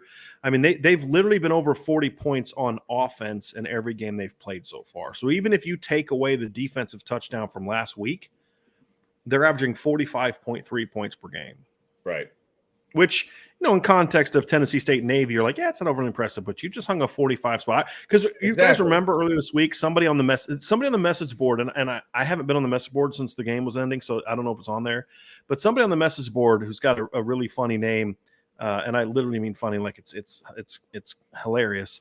But he started predicting like Notre Dame's going to score 40-some points, and I was like, hey guys, can we pump the brakes a little bit? Because like this is a team that's given up over 40 points like once in the last 2 years, right? Like let's chill out a little bit with the expecting 40 points a day, and then lo and behold, boom, 45. I mean, right? This is not a team that gives. Isn't NC State a great team? No, they're not a great team. They're not Ohio State. They're not USC. I'm not like, oh, they beat NC State 45-24. Bring on Georgia. That's not what I'm saying today, right? But what I'm saying is this isn't a team that does this, right? They just don't do this. And the only quarterback that led a team to over 40, and what's funny, the same quarterback has had both of those 40-plus point games the last 2 years, by the way. Just thought I'd point that out. But he's not good against NC State. That's what I was told. The previous 2 years, he'd given up 40. So, now year 3, this is the second one. So, yeah. What did you say, Vince? I said he's not good against NC State. So that's what I was told. Yeah. Numerous times. Well, he hadn't been. But it's not just him. He's not the only one. But if you broke down the games, he did. I mean, he wasn't good against NC State. But part of it, guys, is that he felt that you could tell there was a need that he had at Wake Forest. He had to put the team on his shoulders. Yes. And I think today it was just kind of like, I don't need to. If this game doesn't show Sam Hartman, like, dude, you don't got to do it all by yourself. This is why you put two hands on the football, because your defense is going to have your back, man. Yep. You did screw up and fumble the ball, and they still had your back. Yes. Right. Like, this is why you don't need to force those things. Right. And it's going to be a great thing for him. Like, hey, man, dude, you are not. It's my favorite movie example when I do this, guys. So I've used it before, but you're not Captain America there by yourself with the broken shield, bro. We got Black Panther coming through over here. We got Ant-Man busting through the building over here. Like we got the Guardians of the Galaxy. I mean, bro, we got you, right? We got you. We're here with you. And it's a great learning lesson. And a day like today is a perfect example for Sam to be like, dude, I didn't bring my A game today. And I didn't do this. And I did turn the ball over a couple times. And I did do all this. And we just smoked that team that had smoked me last year and beat me 2 out of 3 years. He was 0 for 2 at NC State coming into at NC State. His only win was 2 years ago at Wake by 3. Like he smoked them today. A team that had his number, and he didn't play his A game today. That's a great feeling for a quarterback. Let me just tell you, that's a great feeling for a quarterback. Big pressure reliever, stress reliever. All right, John B. This team can win multiple ways. Hard to stop everything. Go Irish, and that's what we've been telling you guys since January. Like, this team is going to have options, and now they've got a guy who will use those options. And it appears up to this point that they have an offensive coordinator that will call plays for those options most of the time. Yeah. And I didn't even think Jared Parker was great today. That's what I'm saying. Most of the time. He made the calls. Like, here's what I liked about what Jared Parker did today. And I may change my mind when I break down the film. I may like the play calling a little better than I did, like kind of watching it live.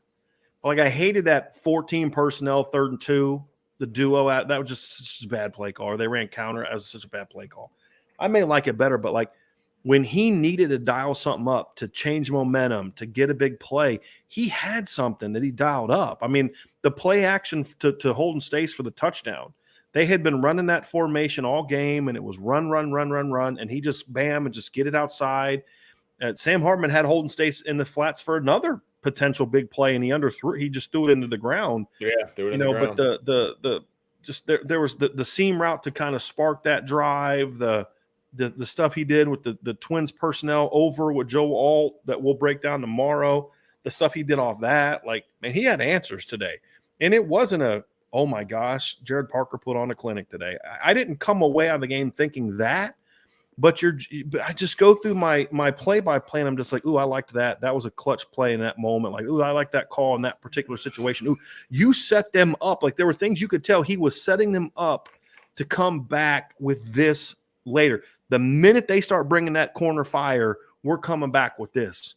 So, like, they were starting to Notre Dame would kind of motion in the boundary, and they would bring a fire off the edge away from Holden.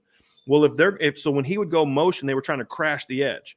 Right. So if they're crashing the edge, what are they doing in the boundary side? They're rolling over top to protect that edge that they're crashing off of from the field. So what's going to be there? There's nobody going to be out there to cover Holden Stace on a slide route like that.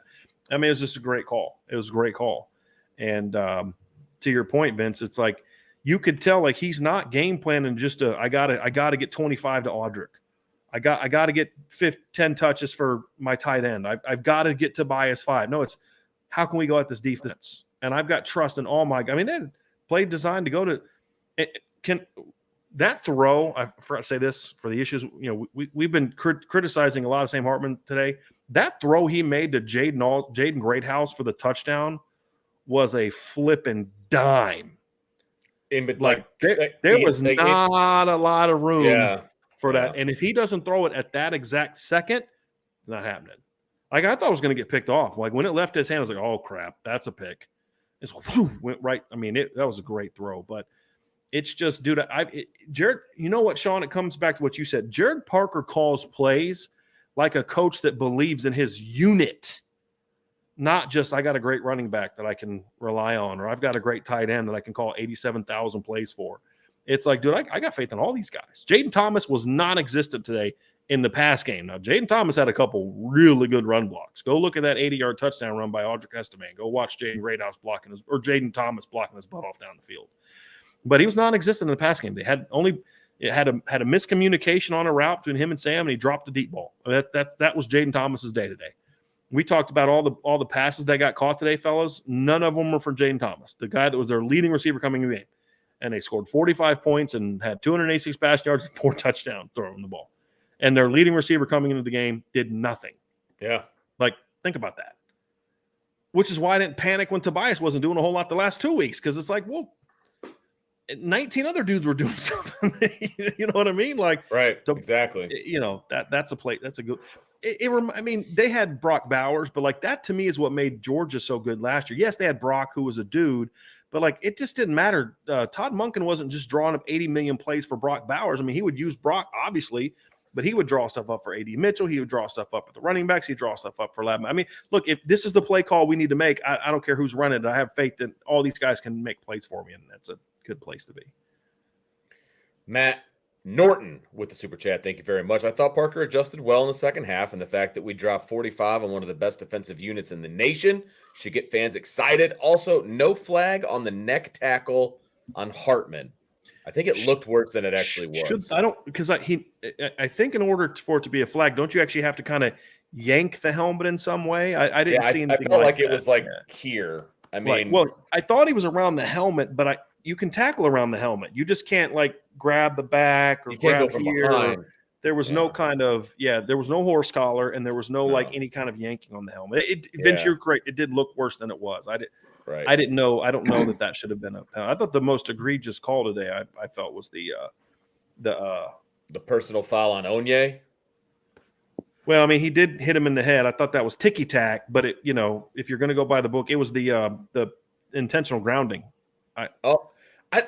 they said on the telecast with their rules analyst that if it's the second guy to touch the ball, can't be grounding. And he was out of the pocket. And he was out of the pocket. Exactly. Yes. Like in no shape, form, or fashion should have been. Like I thought the hands to the face on Riley Mills was bogus. I mean, there was a lot of, and let's be honest, guys, I've said before, hey, I'm not one of those people that's like, oh, bad officiates are out to screw Notre Dame. But it did seem today that all the bad calls went against Notre Dame. I'm just going to be honest. It did seem that way. And you can take it however you want to take it, but that's just the reality of what I saw today, in my opinion. And it looks by reactions, at least from two of you, that you agree with that. That's wonderful. Dude, that goes to the mentality of this team. Go ahead. Put the refs suck, whatever obstacle you want to give us in this game on the road, weather, storm, break. Tony Gibson, Sam Hartman's record against this defense. Write the list. It means nothing. Mm-hmm. It means absolutely nothing. I thought look, that's just a great job, man. Great job. What did Marcus Freeman say in the press conference? Yo, we told them all week, stay in the moment. Mm-hmm. Stay in the moment. That's it. Just stay in the moment. That's whatever happens, stay in the moment. I was saying it earlier, Brian. I was happy to see him go after the refs as hard as he did on that personal foul on Riley Mills, where they claimed he had his hand in the face mask of the offensive lineman, and he didn't. He was getting on him quite a bit. I don't know how much they showed on the TV, but he was getting on them quite a bit. The intentional grounding, he went off on that one. Like there was another time where NC State had done something that they didn't call. There was another time like Brendan Armstrong was getting hit and he threw the ball and it hit an offensive lineman. And it's kind of like, shouldn't that be touching? It's illegal touching. Right. And so 100%. he was very active. He was very active on the officials today. I thought so. And they never even mentioned it on the broadcast. I was like, the offensive lineman can't touch a ball first. It wasn't tipped. Like, that was terrible. Agree. It's all right. Here we go. All right. Tyler Evans, thank you very much. Chris Tyree wheel route, I believe, took the air out of NC State. Wasn't a wheel route. It was a scramble and a good job by Tyree to get open. I'd have to go look at the route. He might have actually run a wheel route, but then stopped and then sneaked by. I'd have to go back and look. So I'm not saying it wasn't a wheel route. I thought it was too shallow. Like, when they finally showed it, it looked like he was too shallow to have run a wheel. You know what I mean? Like, he was kind of – because I'm not saying it was a wheel route or wasn't, Vince. I'm saying I don't know that it was or wasn't. I'd have to go back and look at it. Yeah. I think I don't know who the outside receiver was, but I know they switched places. Yeah, it was post-snap switch, Post-snap, like you pointed out. I think it was Tobias. And what happened to the defensive back, they were in a zone, and he pushed Chris out of bounds. He forced him out of bounds, and then once the scramble happened, he totally forgot that Chris was behind him. Oh yeah, because he came up to try to. He came up to try and go at Sam Hartman, and yeah.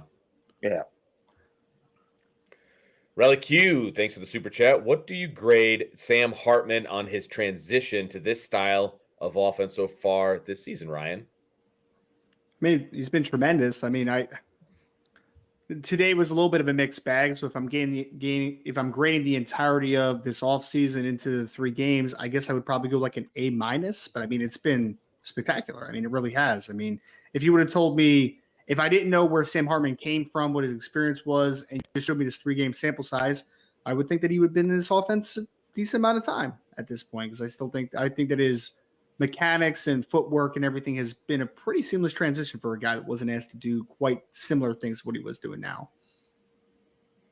Sean, how about you? How would you grade it? I would give him a flat out A. I said this earlier. I was the one that when he came to Notre Dame, I was like, hey, everybody pump your brakes. Like, because I felt like he's not coming here to carry this team. He just needs to play well within the construct of Notre Dame football, which he has done. But he's exceeded. So the intangibles that he's brought to this team was something that I really didn't anticipate, because I was looking at it purely as an on-field quarterback performance thing. But he's added so much. He's added so much in the form of leadership, confidence, and just other things, not just for the players. We talked about it. He's added confidence for Marcus Freeman. Yeah. And making decisions and doing certain things because he's the quarterback. And he gets an A for me. I think putting the ball on the ground twice a day, especially the timing of the fumble. Wait a minute, are we talking about today or full season? No, full season. So okay. Let me. That is, to me, is enough to bring it down to an A- because I have a very high standard for an A.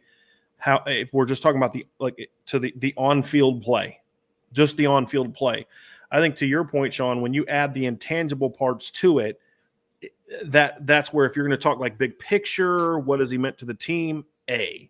If I'm going to just, because I also think there's been some misses here, and they were able to take advantage of some things, and there's some missed opportunities today.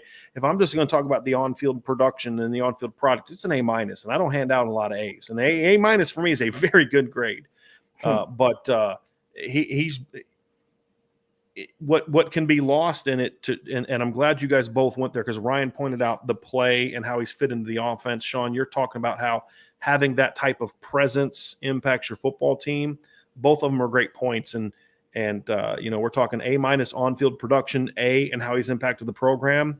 That's why Notre Dame is 3-0 and has yet to have a very close game. So it has yet to have a close game so far. Speaking of grades, here we go, Vince. All right, Jacob Saylor, excuse me. Thank you for the super chat. I don't know if you talked about this, but how would you rate the ACC officials today?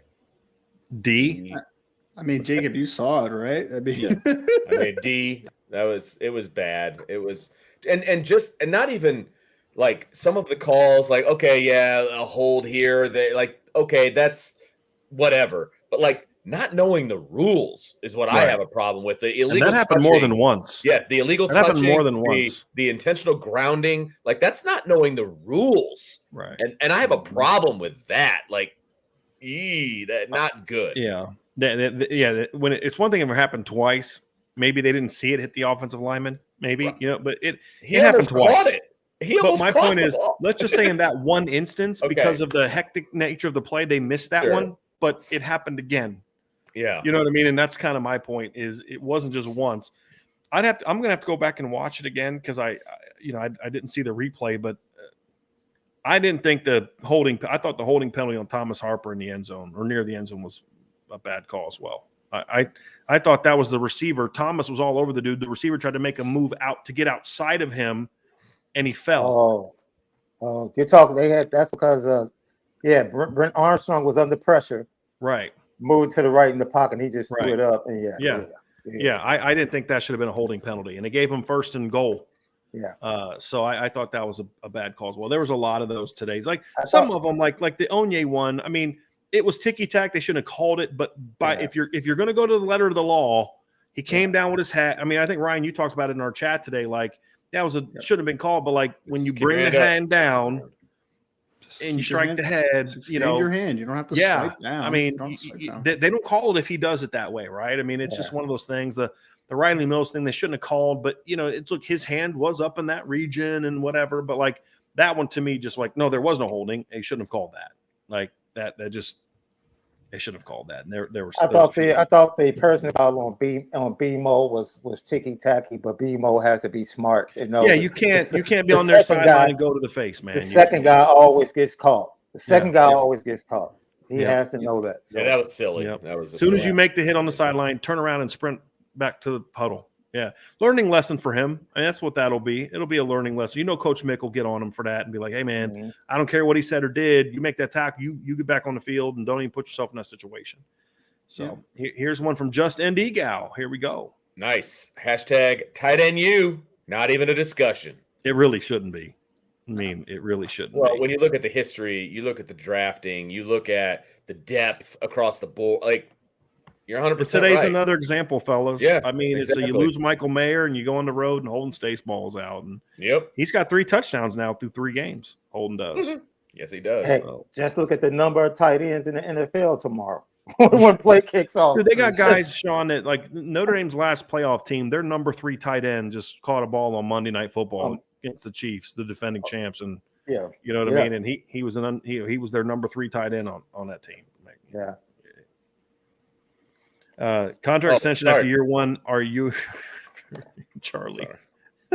It's all good, man. I think Charlie Weiss is the best. Last belt loop got a little upset with me about the 1 year contract extension. Yeah. Sorry, buddy. Yeah, had to do it. Had to do it. We got a super sticker from Richard Holt, buddy. I really appreciate that very, very much. We had another referee one down here from Joe Papiti. Vince, thank you, Joe. Yep. For that one. Can we talk about how intrusive the refs were? Yeah, we definitely talked about them. We definitely taled about them. It was a bad job today overall. Not great. Here's the next one, Vince. Beef Eater ND08. Thank you very much. Hanging out with Capron Lewis Moore last night at the pep rally, and Tui Alamaka giving my son his gloves after the game equals great weekend. That's awesome. Yep. You're not That's wrong, awesome. man. He sent me those pictures. It's really cool. Really, really cool. One of the two most underrated, underappreciated players on that 2012 team.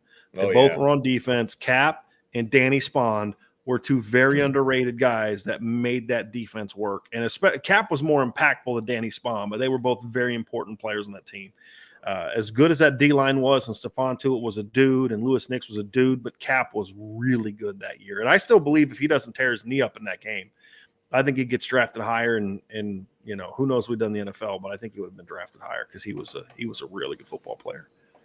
Nathan Milton with the super chat. Thank you very much. First time in. I don't know how long the players look loose in the end zone and having fun playing. Offense makes mistakes, but still looks cohesive. Yeah, I think that's fair. But that's how you struggle early and finish the way they did because you are a team. You do have faith in each other. Sam Hartman would have had reason not to go to certain players today who might have dropped balls or made mistakes or whatever. He just kept going to them. There's a lot of, like you said, there's a lot of faith in that man next to me going on his football team. Yep. There is. Agreed. There is. Raymond Horton, thank you for the super chat. Loving all these young kids getting major playing time. We are coming. And it's not even like bench time, right? It's not even like they're blowing teams out, so they're playing a bunch of guys. I said it today. Jaden Greathouse is a regular in the rotation. Rico Flores was on the field, I think, in Series 2, if not Series 1 today. Jeremiah Love's getting touches. Jadarian Price is a redshirt freshman who had never played a snap of football coming into this year. Jabron Payne had 2 carries for 5 yards last year. Defensively, Christian Gray's playing a bunch. Guys, they're Marcus Freeman said it this summer, and I said at the time, look, I'm glad he said it. I hope he means it, but I'm kind of in a believe it when I see it, especially when you talk about the defense. And we've seen it.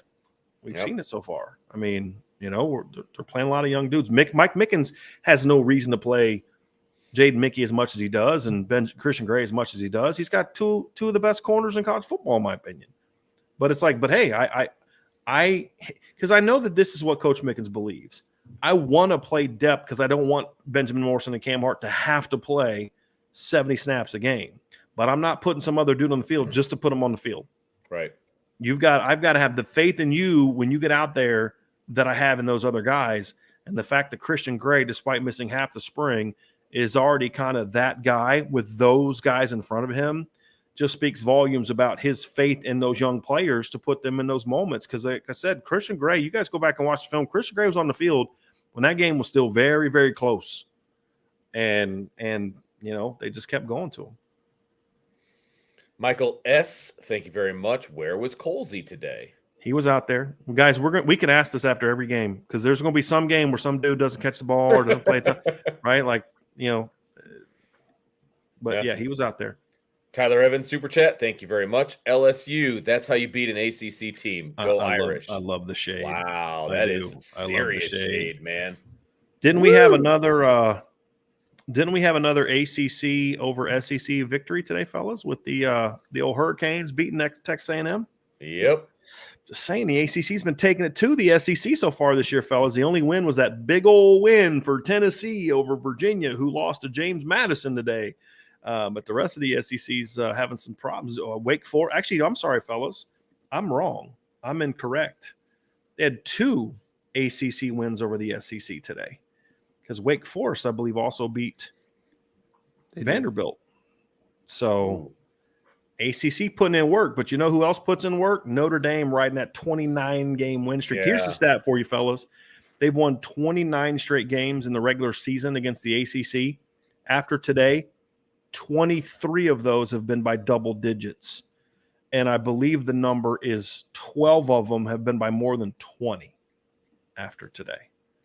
So I think that's the statistic that I came up with last night when I was going through the scores. But 23 now of the 29 wins going back to the beginning of the 2018 season have been by double digits against the SEC. And I read this really petty article by some guy in the News Observer, like the local paper here. And he was like, they haven't exactly been beating the heavyweights. I just want to remind people that last year Notre Dame beat the ACC champ and the team that lost in the ACC championship game, both by double digits. Just want to remind people of that. And Notre Dame also beat the ACC champ in 2020. They've had 5 wins. So in 18, 19, 20, 21, 22, I believe they've had 3 wins over the ACC runner-up. But there have only been 4 because one year Notre Dame was the ACC runner-up. And they've twice in that 5-year stretch beaten the ACC champ. So, they haven't exactly beat the best of the ACC. If you're going to have a tantrum because your league is getting destroyed by Notre Dame, at least be accurate with your facts. I'm sorry for being a stickler about actually knowing what you're talking about. But, 29 in a row and twice you've beaten the team that won the conference. And one of those games was by 21. You might want to pipe down, especially when you're coming off the year when you beat both of the top best teams in the ACC. I'm just saying you may want to pipe down a little bit on that action. Marcus Freeman undefeated against the ACC. I mean, and the closest game they've had, Vince, I believe, is the 13 points against North Carolina last year in a game that at one point in time was like 45 to 14 or 20, or it was like 38-17 or something like that. Like that game was not close, like ever.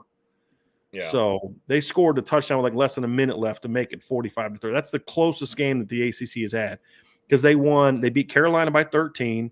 They beat Syracuse by 17. Again, a game that wasn't as close as the final score showed. They beat Clemson by 21. A game they were up 28-0 at one point in time. And they beat Boston College 44-0.